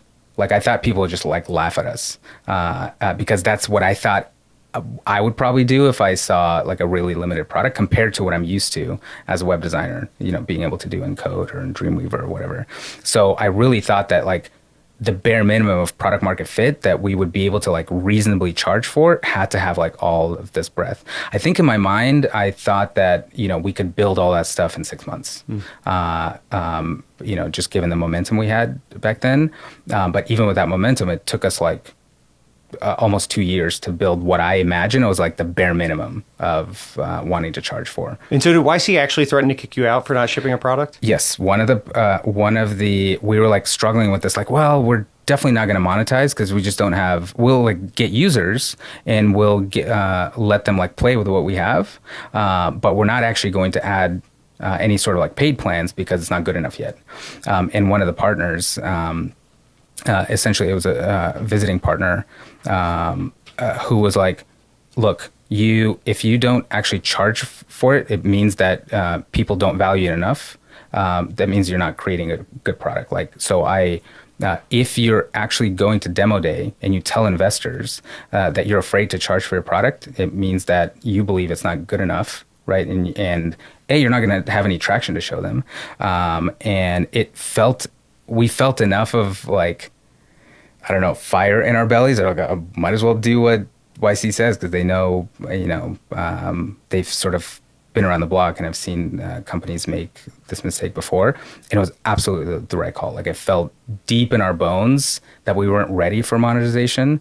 And the initial, like I initially had some of these sort of like regrets when we went from like 40,000 people to just, a handful or like 40, 50 actually converting. I was thinking to myself, well, that must be because we're like overcharging or we're charging for something that's not ready for prime time yet. But ultimately that was the best decision because it really elevated like who we should be listening to, like, people who value what we had at the time enough that they're willing to pay for it. And it brought them so much, like seeing what they were actually able to build with it, even with what I imagined was like a limited product, because I was a developer and I could see how I could do Webflow plus development. I sort of saw it as like it kind of empowers me a little bit, but not like, to a 10x degree. When we saw that early cohort of users, they were like, this is a 100x superpower for me, because I'm coming from creating a design and relying on somebody else to do it and paying, if they're working with a client, usually like 90% of the entire service fee to developers, because that was the hard part. For them, it was like life-changing, right? Sometimes they were making tens of thousands of dollars for like sites and landing pages that they were selling, that they were paying Webflow like $20 a month to develop on. At that point, the community started to get built out. Yeah. And we touched on this a little bit earlier, but today you have a uniquely, I would say, fanatical or supportive community that's very passionate, and I'm sure that's mostly a good thing, but at times, you probably absolutely a great thing. Yeah. I'm sure there's some underbelly to it at points in time. How did you think about getting like that point in the journey where it went from Skype calls and you were just hand-holding, dealing with all the support tickets, to the point that it was a little bit more scalable and there was some community there? And you mentioned, I forget if you call it brand ambassadors or people that were doing first-line support work and helping answer other people's questions and all that. Can you take us from that initial point to like when it became a little bit more automated? I don't think it ever became automated, but it definitely became organically more scalable through especially that first year where we identified, by spending a lot of time with like early users, kind of by necessity, we knew we had to set up a forum. We had to set up a place where people could like ask questions and kind of document how they were doing things, et cetera. Like we had to, by necessity, say, hey, we're not going to get back to your ticket for like 24 hours just because we're overwhelmed or whatever. But in the meantime, please check out the forum. And as we were talking to more and more people, like in these live sessions, we literally like asked them to like, can you also jump into the forum and help the thing that we just walked through? Can you maybe like create a video or a tutorial? And that started creating a kind of organic flywheel where those people would do that once or twice and they would see the reaction to like, thank you, I was trying to figure this out. And that created a different sense of purpose for them, I think, where they were, I think the thing that's unique about Webflow as a product is that like it unlocks the ability for people to truly make a living, right? They go from kind of being not a cog in a machine, but maybe part of a process to now like potentially driving the entire like creative and production process for them. So when it was actually surprising to see that a lot of freelancers or people who were like learning this tool who theoretically would be competing for the same clients, so enthusiastically jump into the forum and like offer to jump on a call and say, here's how I did this, or here's how like I pitched this to my clients, or here's how I built this layout or whatever. I think in that case, the sort of benefit to others and like this, feeling of like I'm providing value, I'm supporting others, I'm like creating the sense of community, like won out over potential like fears of, okay, am I, kind of disclosing that this is my secret weapon that feels like a secret weapon compared to what I had before. But it was honestly like more organic than like intentionally super structured. You weren't doing the Reddit thing that you were populating. Like in the early days of Reddit, I think they submitted like the first every single day. I think it took like a couple weeks before it was submitted. We did a little bit of that in our forum. Like we created some accounts that would like encourage other people. We have this thing where, hey, if you are posting a site that you want some help on, we have this like read-only link so other people can go in, including us from a support perspective, to see how they built something and say like, oh, hey, you got this wrong, etc. So we created some fake accounts where we just try to encourage the behavior of like, hey, can you please post your read-only link, so it wasn't just like us reminding. That sort of built a little bit of a norm that other people, like real people who would respond, would start with that. Even if they didn't know how to solve a problem, they'd be like first to jump in, which actually created the sense of like, hey, my problem's not solved yet, but somebody cares. Somebody's like engaging in this thread, where usually like you post something in a forum, it just like goes to die. So I think all those things combined kind of led to this sense of momentum that like was self-reinforcing. We absolutely had to still like scale a support team and start and figure out how do we actually create like frontline support that doesn't just rely on community members, but the community relationships that started happening from that have like absolutely blossomed, right? Like people in competing agencies will like get together every few months or every year and like share tips around how to like leverage the platform or how to get clients. And that has just been like really awesome to see. And kind of this pay it forward mentality where you have like larger agencies who have like figured it out, creating programs for like freelancers to grow into agencies or like hiring from that community base. I think that's just been like probably Webflow's biggest superpower, in that it's, I don't know, so much about the people. It's not just a tool. The lightning in the bottle element of the community, it sounds like that was very organic in how it came to be. If you're trying to get there or even capture a fraction of Webflow's community as another company or B2B, or maybe just a founder, like what the lesson of all this is there anything you can extrapolate from it, or was it just such a unique moment in time that recreating it might just be survivorship bias? Well, I know that recreating it, especially in companies or products that actually have this direct correlation to income. So I think of WordPress, right? They have a massive community that we were inspired by. Shopify, Salesforce through like their Trailblazer program, Figma, et cetera, where you have, there are a lot of things you can learn.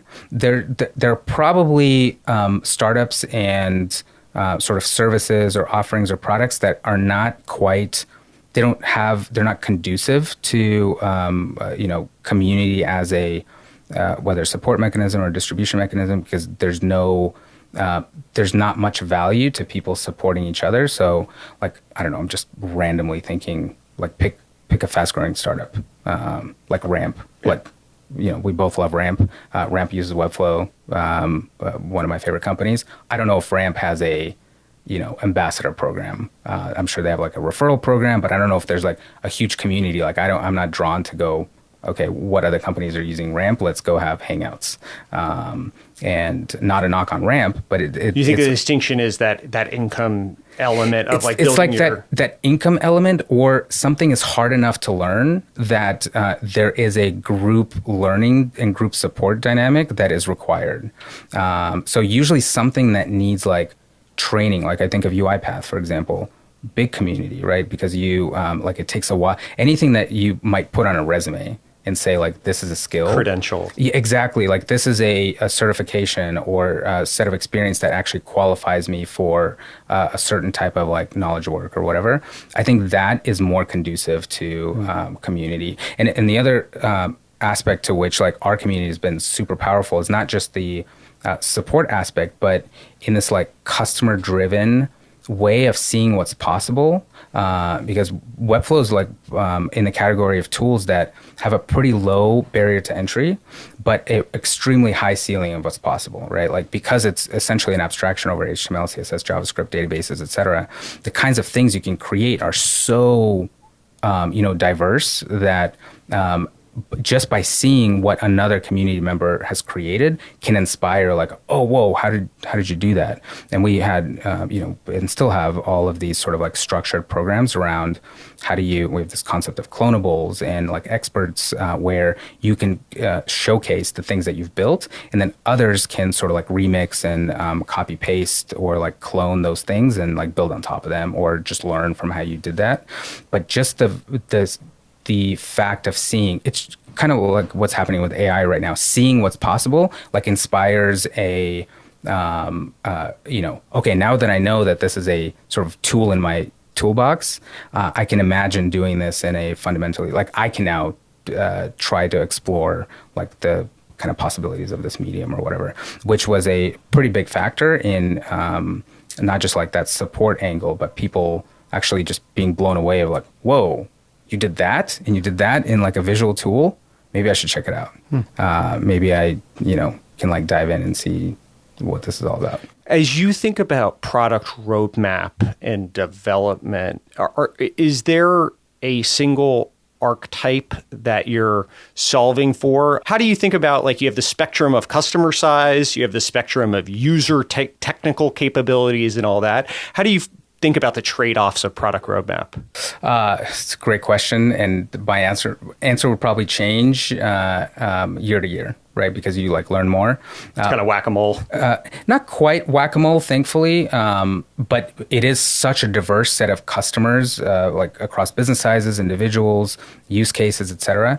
What we found that is kind of most centering is to build at the intersection of where it benefits the most people, but that still benefits from defining a pretty concrete, like, ideal customer profile that, in our case, it happens to be companies that are getting towards a larger scale into like the corporate realm of, 50 employees and up, maybe all the way to like 2,000, that have they really value a professional website. They like, it drives their entire funnel, right? And they have the need to express. They need the kind of customization that Webflow provides, because it provides a similar level of customization as if you were coding, right? And that means that it's probably not the best solution for like a mom and pop shop to go like learn all of that complexity or learn how to build a super pro website, but a company at that stage is willing to pay for a service provider that might be an individual, right, that needs the same level of capabilities because they're ultimately serving that kind of company. So then all of a sudden you're like serving the needs of a individual freelancer or a small agency. But the ultimate goal is that they're building a pro website for a business that really values it and is willing to pay for not only the the initial build cost, but the ongoing like maintenance, and because it provides them a lot of business value. So that has like this really, even by focusing on that one ICP, it gives you a pretty wide halo effect, even into larger enterprises, because you might have, like we're building for, let's say, 1,000-person team and their needs, and then we're looking at something like, Procter & Gamble, massive enterprise, right? They have such disparate requirements to like try to rebuild their main website, but they have a bunch of subsidiaries like Pampers.com runs on Webflow because it's a smaller team, it's more in that size, and it introduces that concept of building completely differently into a much larger company, which then like grows and kind of like spreads to other departments. So the vast majority of the things that we do, like even if we say, hey, there's this primary target, it has this like very wide applicable surface area. There's still a lot of nuance in like how do you price this stuff when the willingness to pay for a company that's like 500 employees is so drastically different from a small business or a small startup that will be 500 employees 3 years from now, but is like two founders in a garage today. I want to talk about pricing in a second, but one of the things, like a feature of your product is graduation, right? And the negative term for it would be churn. But has it been hard at different points in time to say, hey, we have this customer and they've grown up with us and now they're at a scale where they're going to go do something else? Like, I assume now you've come to peace with like that's actually a feature and we'll go get a different department within them. But did you ever feel the pull of like, well, if we reprioritize our product roadmap, then we could keep them around for longer? Or is that just that long-term focus that you knew inevitably people will graduate and therefore we just need to keep focusing on that ICP? The graduation for us has become less and less of an issue the more powerful the platform has become. So it's usually there's a lot more friction on initial adoption, especially with enterprises, when they're coming from a much more complex platform like Adobe Experience Manager or something like that. So that is much more of a, you lose a lot more people on the way in to like convince them that you can actually re-platform and have the vast majority of the benefits that they have in the other platform. But in the areas that really matter, where we differentiate, which is like visual development, you can move 10 times faster. Marketing totally owns the production of the website without relying on engineering. Engineering actually loves it because they get to go work on the hard parts of the product, which is like where innovation lives anyway. And once you get them, websites don't change so dramatically, even at these like fast growing companies, that it like you grow out of what's possible, right? Given the flexibility that we have in the platform right now, because even if we might not have a specific feature, we have all these escape hatches with like our developer ecosystem, with custom code, with different ways through like plugins and extensions to augment that power. Historically, the tougher churn has been more on the, somebody comes in, tries to learn or tries to like start a business as a freelancer and like kind of struggles to get clients, right? And then they, kind of fall off or try to come back, or they don't make enough to make a living, and they, start to do this on the side or whatever. That is a much more, historically has been more of a challenge than graduation. And I think but there is to answer your, like, I guess the last question was, there were times in the life of the company, like I think it was 2015, where we got this opportunity to work with Under Armour. They were like first biggest enterprise customer, and like we were like, anything they ask for, let's just build it. We just don't, anything to get the deal done. And we pretty quickly learned that, like companies have such, the companies at that scale have such wildly different needs that something that works for them doesn't work for 99% of our customer base. So we just had to like deprioritize that opportunity. You touched on something earlier about once there's this tension, Adobe Experience Manager, much more complex product, that there's elements. Increasingly, it sounds like you can do the same with Webflow as you can. But certainly in the early days, probably there were lack of features or capabilities that you didn't have. But that it was actually, engineers were ultimately relieved to not have to empower the marketing department. It's an interesting tangent or I don't know, allegory or example for AI, and the debate of, hey, there were definitely people that the whole job was probably centered around managing Adobe Experience Manager within these big enterprises, right? And Webflow comes in and they say, well, no, I don't want to do it because we can't do these features. And but ultimately, they found their way to being more empowered because they could go work on more impactful, interesting problems than that. How do you think about that, I guess, as it relates to artificial intelligence? And I know you're embedding AI into your product as well. Is that a fair analogy in your mind? Yeah, I think historically, what I've seen, there's like the fears of that kind of displacement.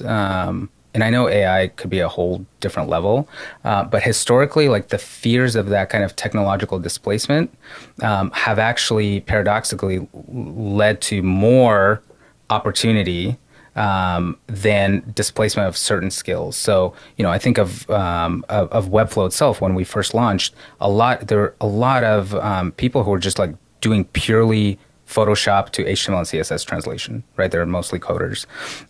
And none of those coders lost jobs, right? They're just like coding more complex things. They like learn jQuery, they do front end stuff. Sure, like they might have had to like retool to where they can't run a business anymore. Like, give me a Photoshop file and I'll translate it. But it broadly led to way more opportunity, including for those folks who might have been displaced. I think it may be a different story for AI in general, right? Like there might be some roles that are like overly manual today that could be more or less fully automated, especially around the things that are like so directly aligned to large language models that are, literally had people like Mechanical Turk style summarizing things that might not be viable anymore. But to me, it still feels like a bicycle for the mind type of situation, where the vast majority of the time, the added benefit of this new assistive technology actually creates a lot more avenues for new knowledge work to emerge, like new products to be created. Paradoxically, with like the entire no code and low code movement, has created more demand for coders, because there's now more shots on goal, like more people creating things that publish to the web that become like web app like experiences, that then inevitably reach some limit of like the initial sort of like no code or automation tools, where you have to bring in additional engineers, because now you have like 10 startups trying to do the same thing, that as they scale, maybe 6 of them fail, but the 3 net additive ones that wouldn't have been created if it wasn't for no code tools just mean that there's like would have been less demand for coders, and we have like the biggest software engineering gap than we've ever had today, right? Even with AI, even with Copilot, even with every single university trying to train more people to become developers. I think it's going to be true for AI, right? Like, especially for things that are really complex, even with generative AI right now, with like, as well as it understands code, you have to like, it generates code into an editor that you have to like know how to connect to everything else. And when we're still in the world where the vast majority of like fully generated things that are not edited in its like source code in whatever's generated, they're still so limited, right? We don't have line of sight to where like the entire software engineering process is completely like prompt driven. It's just, sometimes it's not even like the most efficient way to do things, right? Because like trying to describe, hey, on this element in this column in the third button, make it blue or whatever, there's even the act of describing something is like so much slower than like direct manipulation. At some point we moved from prompts to a mouse, and that empowered a lot of different, I mean, sure, some people still use the keyboard to get around in Microsoft Excel, and that's faster, but like there's at times visual elements that are just quicker to do things for the masses. To me, it's just like the equivalent of a calculator, or maybe the equivalent of Excel, right? When Excel first came onto the scene, there was like all these massive fears around, financial modelers are displaced. Like every computer scientist that's working like Fortran and Pascal to like build these charts or whatever. And lo and behold, we now have like completely transformational, like entire businesses sometimes run their, totally. I started my career in investment banking, and investment bankers that I talked to in the 80s worked 18-hour days. And investment bankers I talked to in 2023 work 18-hour days. I'm pretty sure, this sucks to say, but 10 years from now, like even with all the enablement and assistive technology that we'll get, we'll still figure out ways to work 18-hour days in investment banking. Yes. Not at Webflow. People are very imaginative in their ability to make up work, especially at investment banking. Right. And you always see like new opportunities, like new innovations that you're just like building, you just now have more Lego blocks to combine, and you're standing on like taller giants, but you're still standing on the shoulders of giants to create something new. So you waited a long time to raise money, or you raised initially after YC and then took 7 years off from raising money. Maybe take me through why didn't you raise more initially, and then ultimately what was the decision to raise? I think there was a genuine desire to initially, but we just weren't growing fast enough. And what was the constraint to growth for you? Was it just product fullness? It was product. It was essentially, we didn't have many distribution channels. Like it was primarily word of mouth and community. There wasn't a place outside of the WordPress ecosystem where you could like find a lot of web designers in one place. Like it was so disparate, right? Was the market ready at that point? Had you had all the distribution channels, would it have worked, or did the market need to mature more? It's hard to say. I think if we were able to get in front of every potential web designer somehow, we would have had way faster growth, and we would have inflected earlier. So it was mostly like we weren't able to reach the folks that we needed to reach. We know that now from, when people discover Webflow, they're like, I wish I knew about this, many, many years ago. Or like we heard that a lot once we actually like got to them. We just didn't have, there's not a place, there's no like webdesignernews.com or whatever, where people hang out. And it's usually like the person in the neighborhood was like the web person, or like the website person who like knows a thing. So yes, it was a version of not having distribution, but also I think once we saw this sort of existential moment of like, crap, we're running out of cash, we have to get to default alive and actually like live on revenue.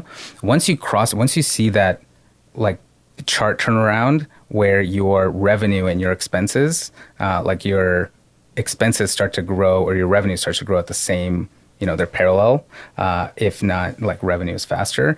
It's just like such a magical moment because you like feel in control of your own destiny. You're like, why would we mess this up? Like, why would we create a situation where like we put ourselves in danger of running out of cash? Which at the time I thought that, all or most VCs were kind of oriented around, growth at all costs.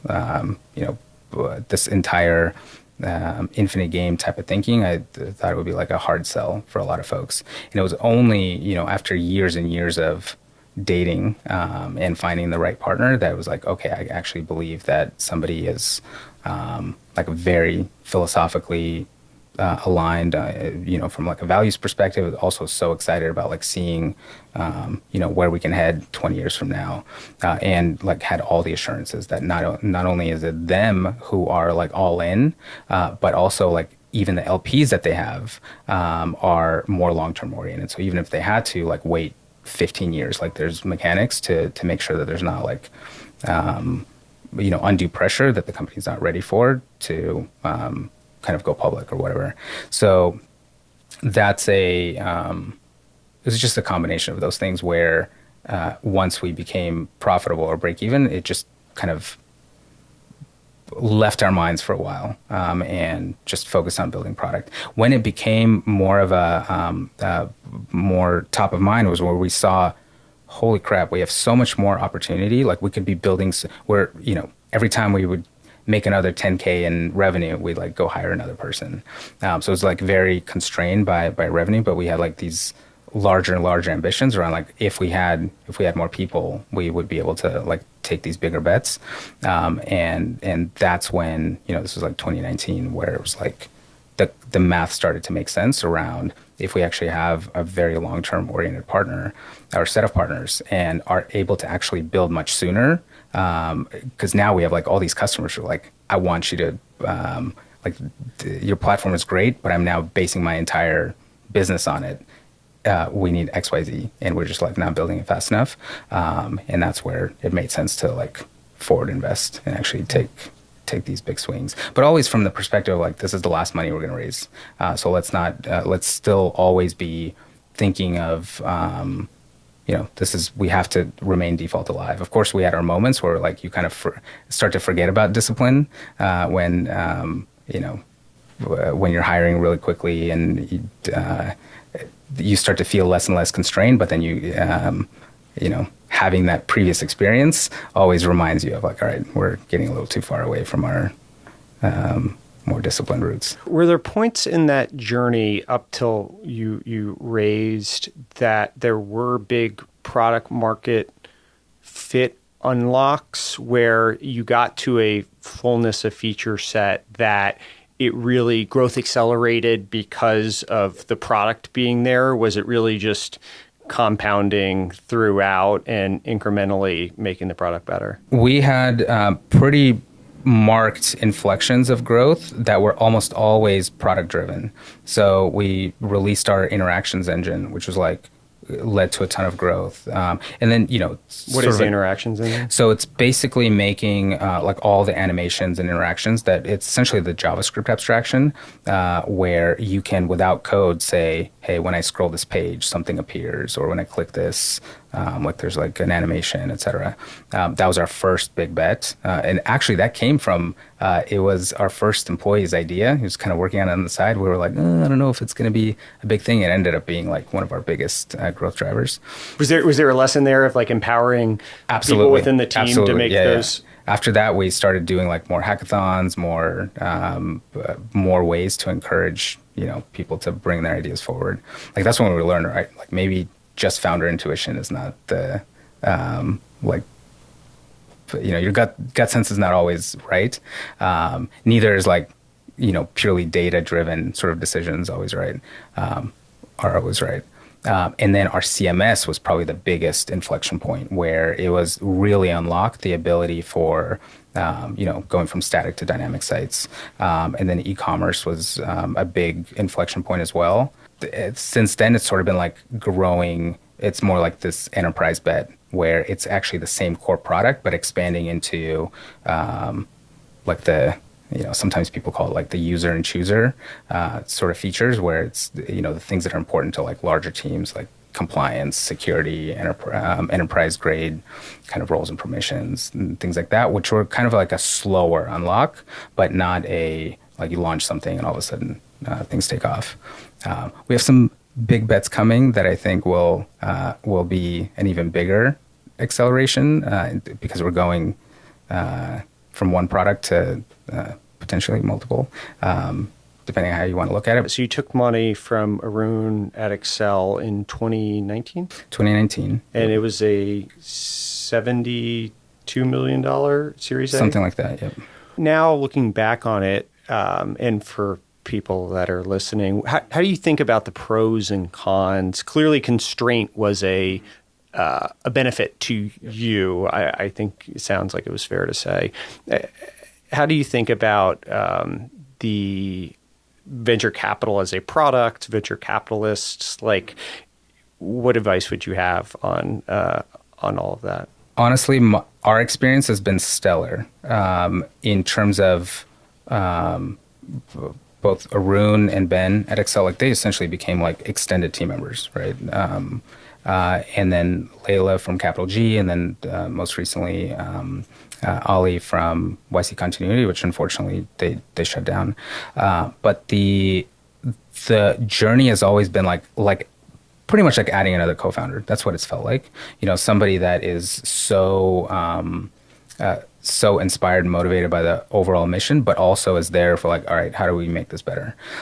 So for us, it's always been a really positive type of relationship. But I think it's also a byproduct of, again, some survivorship bias in the sense that we were able to get to a certain scale that we had the optionality to be able to say, hey, actually, I'm, like literally asking you to like, it sounds overly formal, but like agree to this social contract. The social contract's not getting signed at the seed stage when you don't have any traction. Exactly. We're like just trying to get any money in to survive.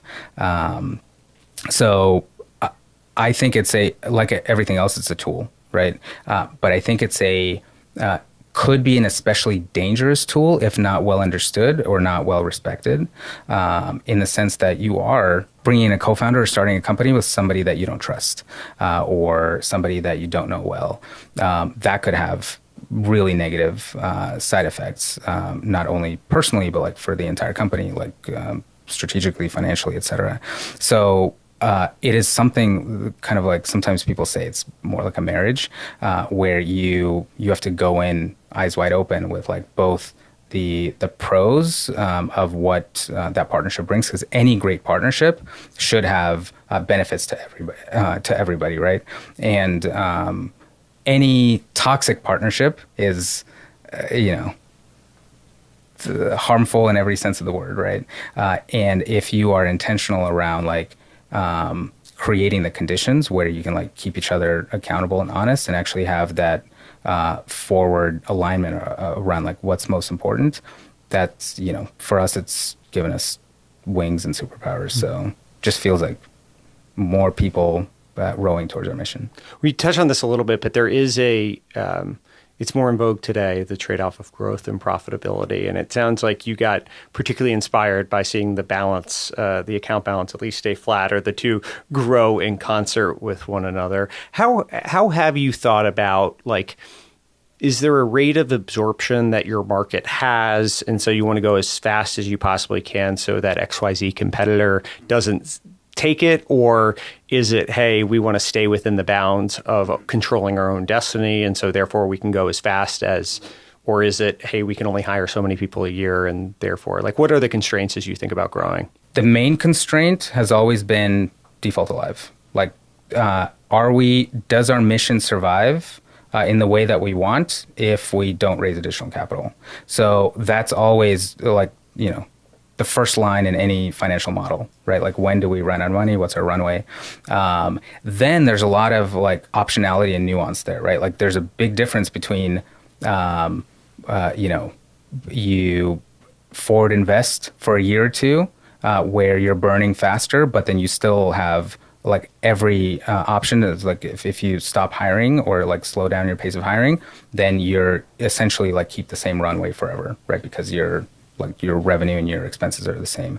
That's where the nuance comes in, and how we've planned every year since then. But it's always been like, we can never run out of money. We can never be in a place where we are having to, we're investing so fast or having to grow so fast, or be upside down in terms of, like, our expenses and revenue, that the only way out is if, like, this 2% chance of, like, everything works out and we build exactly the right product and it finds the right like, product market fit, and, like, nothing else happens in the business or the world or macroeconomically.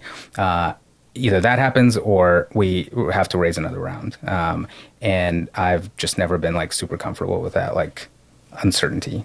And it kind of goes to the entire, like, infinite game sort of structure where you are chasing this just mission or just cause that helps more people, and ultimately, like, you're generating more revenue to fund that for as long as possible. It's like that as long as possible piece that for me has been most important, because I think even though honestly I thought that right before we launched, I'm like, okay, maybe we've built 80% of, like, this front end piece. Sure, we still have to build this entire CMS to match WordPress, but I thought we're, like, nearly done with the piece that we, like, launched initially with, like, the front end editor. Now I realize we're maybe, like, 8% of the way 10 years later. And I see even more now that we've seen how much impact Webflow's had, how many people have, like, transformed how they live and operate, how they run their business, how they run their marketing teams, what kind of, like, people have built, like, really incredible products with Webflow. I mean, yeah, they have to augment it with other no-code tools and code itself, but, like, there's a ton of stuff that goes up on Product Hunt that you never know. You look at the source code and it's like hosted on Webflow.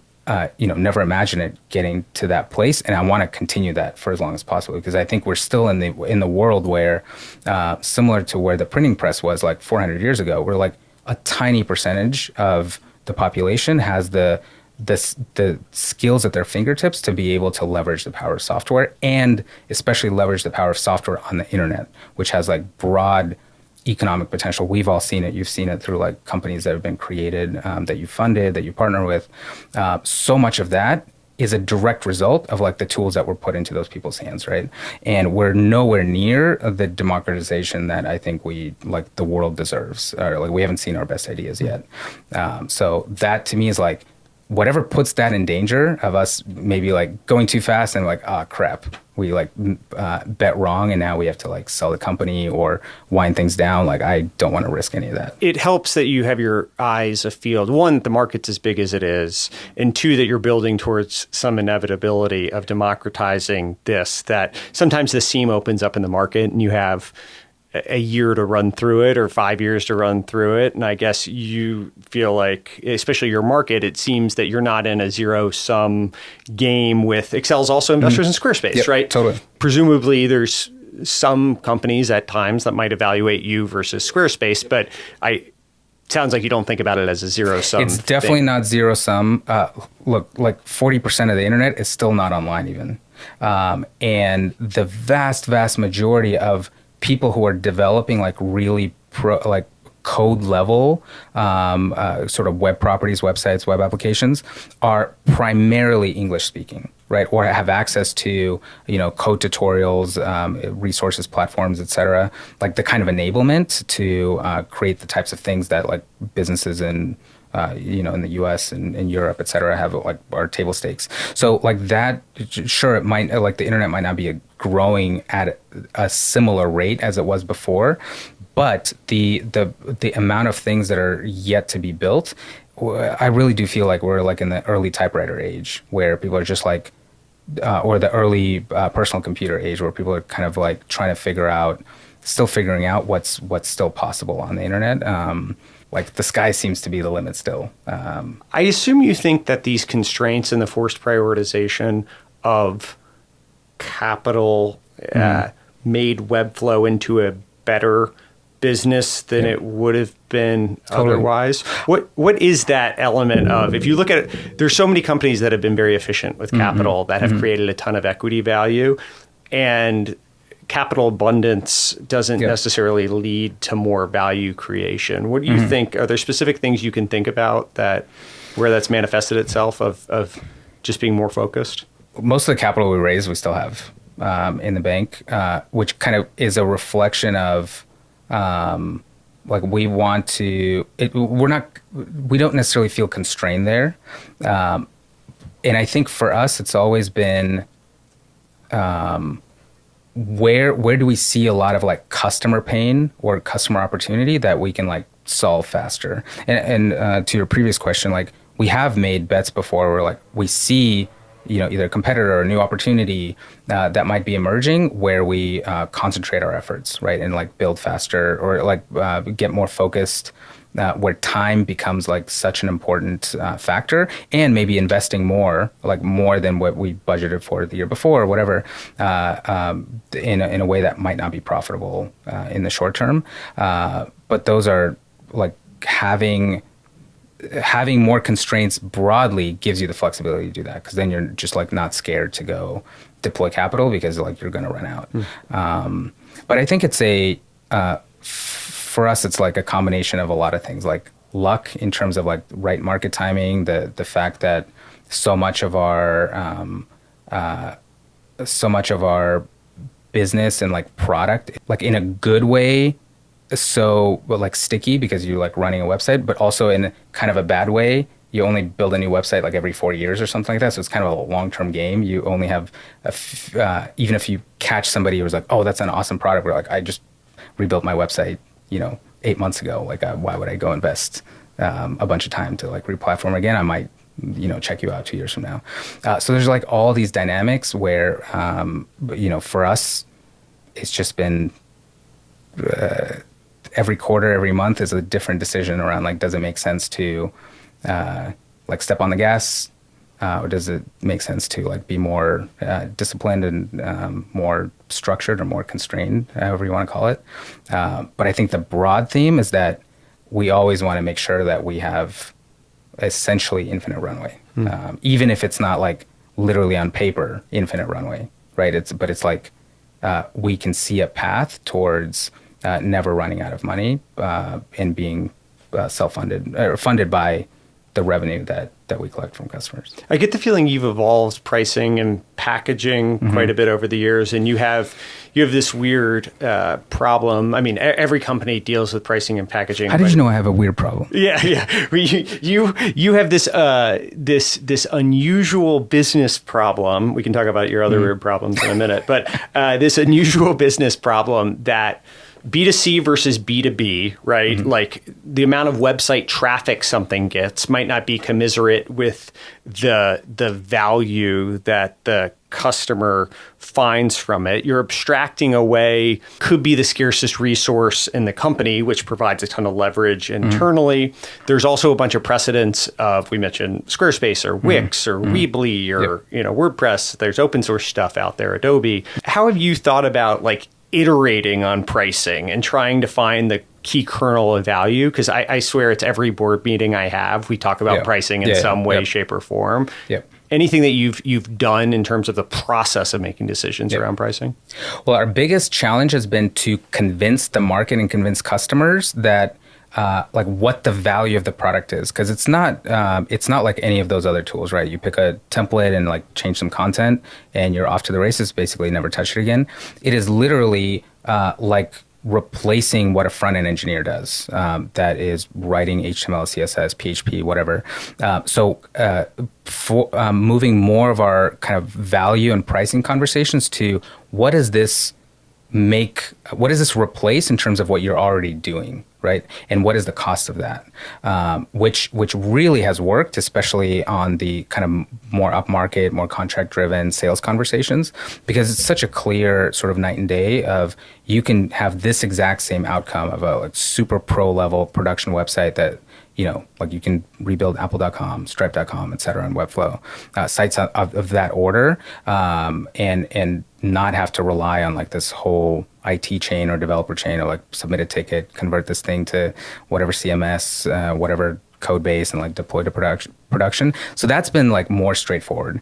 On the kind of self-serve side, that's where it becomes more complex, because we have our let's call it service providers who like really realize the value of the platform, but they think of it as they're essentially like a channel or they're a way to they use it as a platform to serve the needs of businesses, right? And a lot of times those are like very small businesses or like medium-sized businesses that are, you know, willing to pay for, you know, some sort of contract labor to get that done for them, like a professional to do that.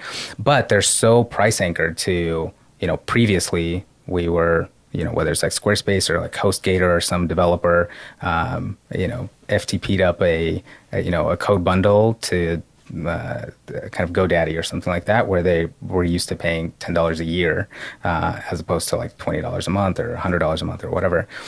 So it's more of has been a burden on our customers to explain the value to their customers, because they're almost agnostic of like they just want a website build, right? And we've that's one of the reasons why over time we started to shift our pricing and messaging and our overall narrative to like, hey, this is a platform to build really, really powerful professional websites that run main.coms, that generate, that power like, you know, billions, now tens of billions of like visits a month, or like a massive scale, protected against like DDoS attacks, whether you're up on Reddit or Hacker News or whatever, or you're doing like a conference launch. Like it's that level of scale. And what do you typically use to solve that level of scale? Usually a bunch of engineering, a bunch of, you know, in-house kind of like talent platforms, but you know, sometimes like really expensive agencies that are building on you know, with their own internal frameworks or on these like more kind of more traditional, I don't know, the Drupals of the world, et cetera. And those are typically like hundreds of thousands of dollars and not millions of dollars. So then that becomes like an easier comparison. But we still have like a massive like product-led or like community base that you know, you still want to empower them. Like our mission is to put these development superpowers into the hands of everyone. So we don't want to just say, oh, just because there's like a higher willingness to pay here, like good luck to everybody else. We still want to make sure that there's like those tools are maybe not universally accessible, but broadly accessible for those who need them. So that if you are a service provider who's like trying to start an agency and you have to start with like smaller businesses before you get into these like 500, 2,000 person startups that are willing to pay like hundreds of thousands of dollars for a website build, you're not going to be able to afford, you know, like a $50K contract or whatever. Is the lesson in all of that tied to value and not precedent, or try to up-level the message so that you're making sure you capture the fair value? I think the lesson is ever moving, right? Because 3 years ago, you might have been able to price on things like consumption, like bandwidth, et cetera. Now that's becoming kind of a race to the bottom, right? Like people just like look at a pricing sheet for AWS or whatever for S3 and like, here's what this traffic costs. Here's what you know, you're trying to charge me. So that shifts over time, but I think broadly it has been more around like, hey, what is the end result of the asset and the workflows that you get that fundamentally make the way that you do marketing and then you bring your business and it's like its image, its front door, its main kind of funnel driver, the way your customers discover you. How do you, what is the before and what is the after, and what is that worth to you? And I think that that's even for like service providers and like smaller companies, that starts to become more and more obvious, where like the flexibility and the customization power that Webflow provides is like, that's when you graduate to like, okay, now you're at this pro level of like customization. I want to go back to you as a kid. And your family immigrated from Russia at what age? I was 9 years old. This was 91. And it was for 4 more days, the USSR. And then 4 days after we landed here, it's like the USSR. Where did your family come to? Came to Sacramento. How did that journey, how did that impact you today? I'm sure in so many different ways, but what was any entrepreneurial elements of that? I think to me, the biggest, so a couple ways. By the way, little side note, the only word that I knew, I just remember repeating it on the plane, was cloud. Which kind of it's ironic. Yeah, 'cause somebody on the plane, we were watching like Prince of Thieves, which was the first time I was on a plane, and first time seeing like, you know, a movie in a different language. We didn't even have a TV in Russia, but I just remember that pretty viscerally, that somebody taught me the word cloud, because it was like another Russian guy sitting next to me.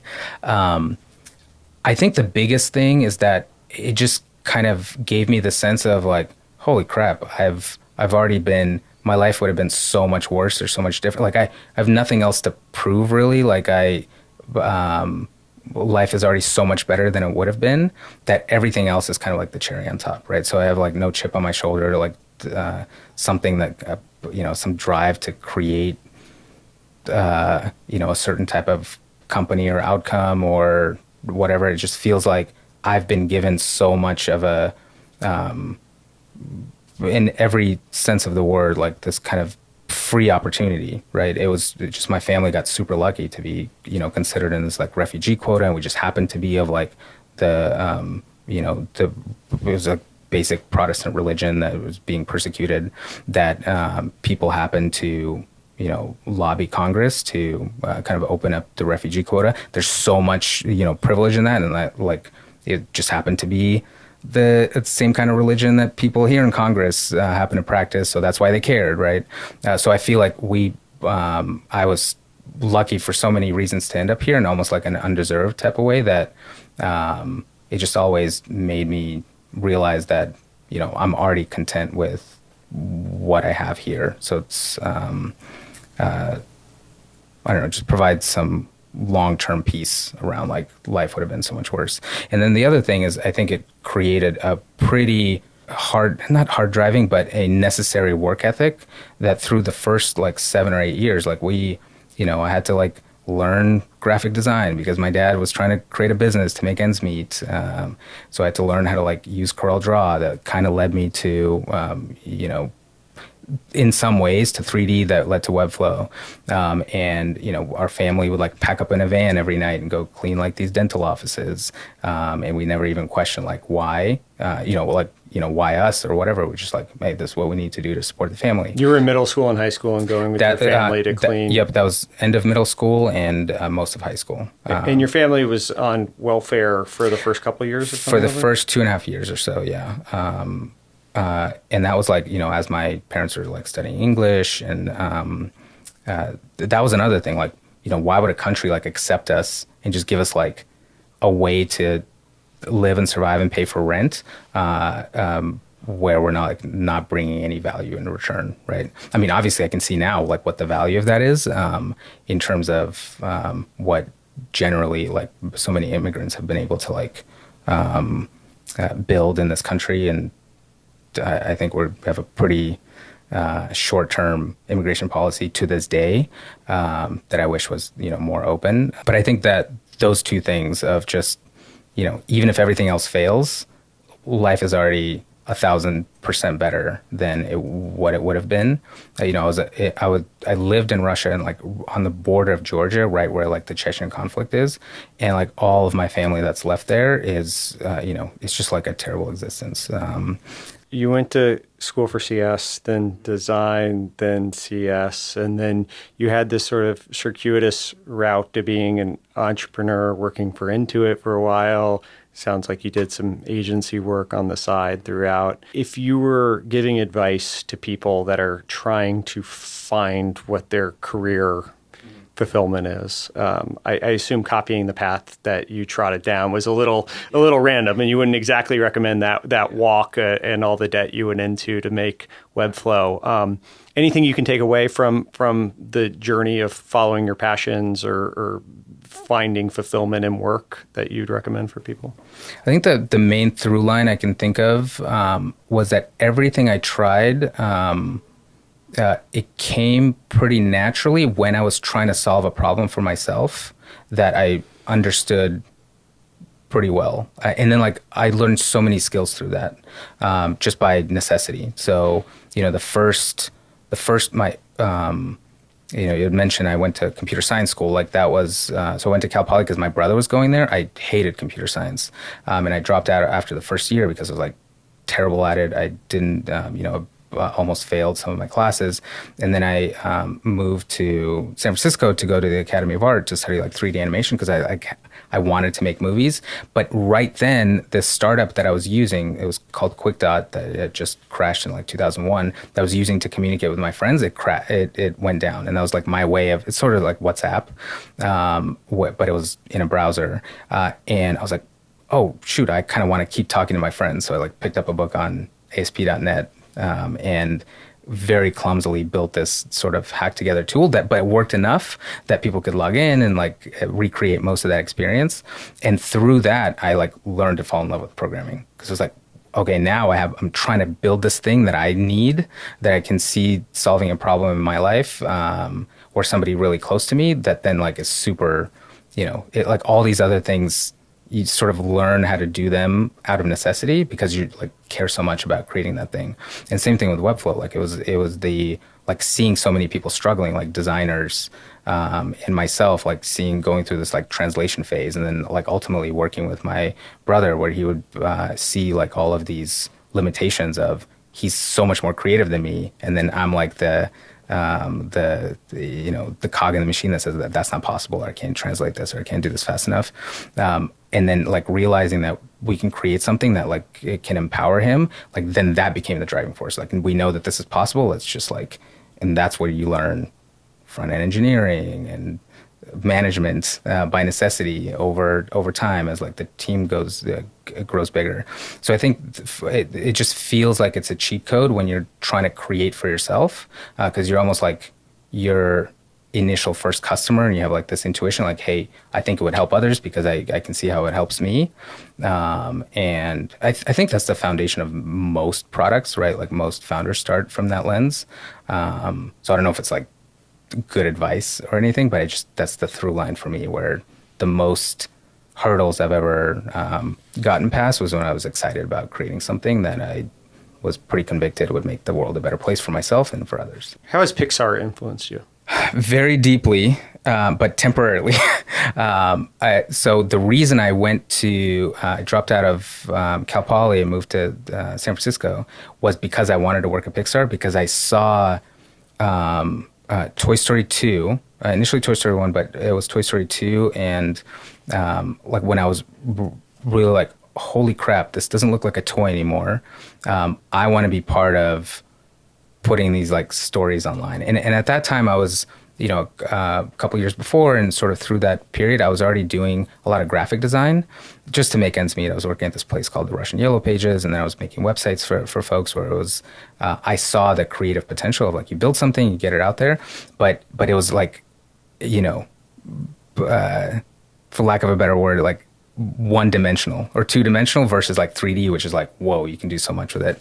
So I went to the Academy of Art to study that, but then the combination of this other startup failing and me doing this sort of ASP.NET thing and like falling in love with it, and the fact that the school was primarily oriented around like classical art, like sculpture, painting, like you didn't get into 3D until like year 3, and seeing sort of the financial opportunities. Like everybody who was graduating from the school was like either getting temporary jobs, like at one movie at a time, and it was like a pretty miserable life unless you're so good that you get into Pixar, in which case you have like it's still hard, but like then you're kind of at the best studio in the world and creating like these amazing movies. I think I just got convinced that like I don't have what it takes on the 3D kind of artistic level to make it to that level. But the second I got back to Cal Poly, I had to get an internship and a job to try to start to pay back student loans, and that was at a web design agency where it was like a designer creating stuff in Photoshop, giving it to me as an intern to translate to HTML, CSS, and like their custom sort of CMS that had some like SQL, etc.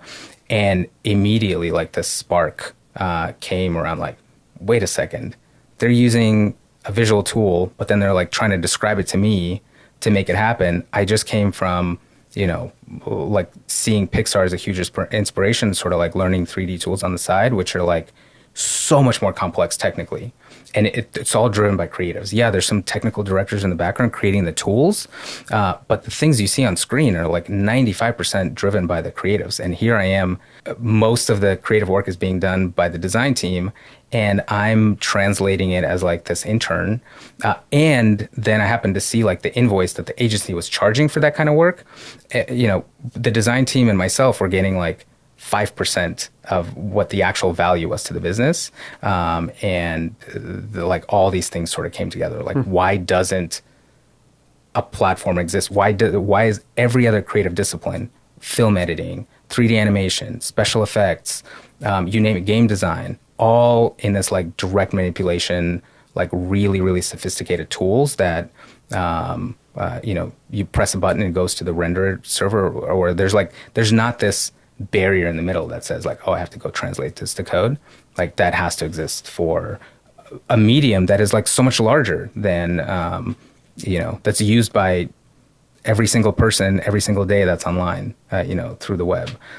So that was like, how do we make Pixar, the tools that Pixar uses happen for web design? What's your best interview question or favorite interview question? Oh man, this changed. I used to have like some sort of trick ones that I like tell me your story, that led to really amazing conversations. But they diverge so much that sometimes it's like more good for relationship building rather than like learning something. I typically like to lean into a lot of situations, like trying to understand how people, what they did in specific, like hard areas that I know like we have as potential challenges that are like things that they need to solve. But by far my favorite one, the most revealing one, is what brings you a sense of impact and fulfillment in the work that you do, because that usually opens up so many avenues towards like what they really care about and what they are seeking in not only their role but in their future as a professional, what matters to them personally. Like a lot of times it leads to conversations around like values and principles. And why do you keep a gratitude journal?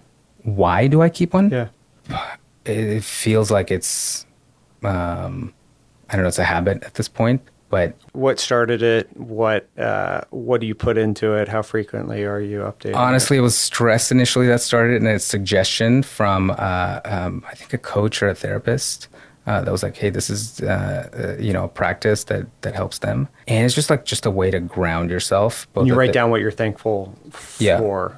Morning and evening. Oh, you do it every day? Yeah, twice every day. Yeah, it's just like 3 things, and sometimes the same things, and a lot of times it's family oriented. A lot of times it's health oriented. A lot of times it's like work oriented. You can put me in it. You're going to be number 2 and 3 today. Good. Yeah, that's what I like to hear. So how long have you been doing it?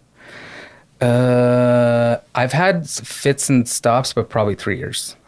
And it's something you would recommend for people to, if it works. I've never really been able to. I've tried meditating. I've tried all sorts of like rituals. This is just one that's like so, low impact in terms of low commitment, but the reward is, I don't know, just tricks your brain into seeing the positive a lot more often. Do you go back and revisit? That's a good question. I have not for the last year. Like, I think even the practice of, but I probably will tonight. I now have two, 'cause it's like, it's not a special one. It's basically like I have it's like a page per, I just have a regular notebook, where I do this stuff, but I haven't gone back.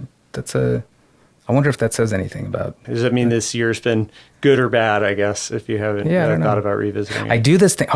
This is my favorite ritual, actually. So for 7 years now, 6 or 7 years now, I do this. Actually, hope you don't mind. No, do it. I do it right now. We can do interactive. So I record a few seconds. Say hi. Hey, yeah. I record a bunch of seconds every day of video. And then there's this app called 1 second every day. And then at the end of the month, you just like choose a second from every day. And it just reminds you, and then you basically can review it. So it stitches this together like a video? It stitches together a video. Like a single video. I can show you after kind of what it looks like. But I've had, you just like relive the entire year, and I, over and over, like we'll watch it with my kids or my family, or even, send it to friends, because a lot of them like make it as part of that. A lot of people at work know that there's like, that's just my ritual, and like, hey, you just made my 1 second. And it's just something that helps you appreciate how, and it's not always, it's almost never highlights. Where it's like, oh, I just went to some basketball game or like some unique thing. This will definitely be a highlight. Sometimes it's like me driving. Sometimes it's, me walking my dog. But it's just a way to reflect and see how like rich and multifaceted life can be, even in its, day-to-day routines. And sometimes I go through it, you can see my kids growing up. You can see like the company changing. You can see, people around you. It reminds you when different people enter your life and sometimes exit your life. And it's I don't know. To me, that's kind of been like a habit I've picked up that I saw somebody else do that has just been really meaningful. That's cool. Vlad, thanks for doing this. Absolutely. Thank you for having me. This was fun.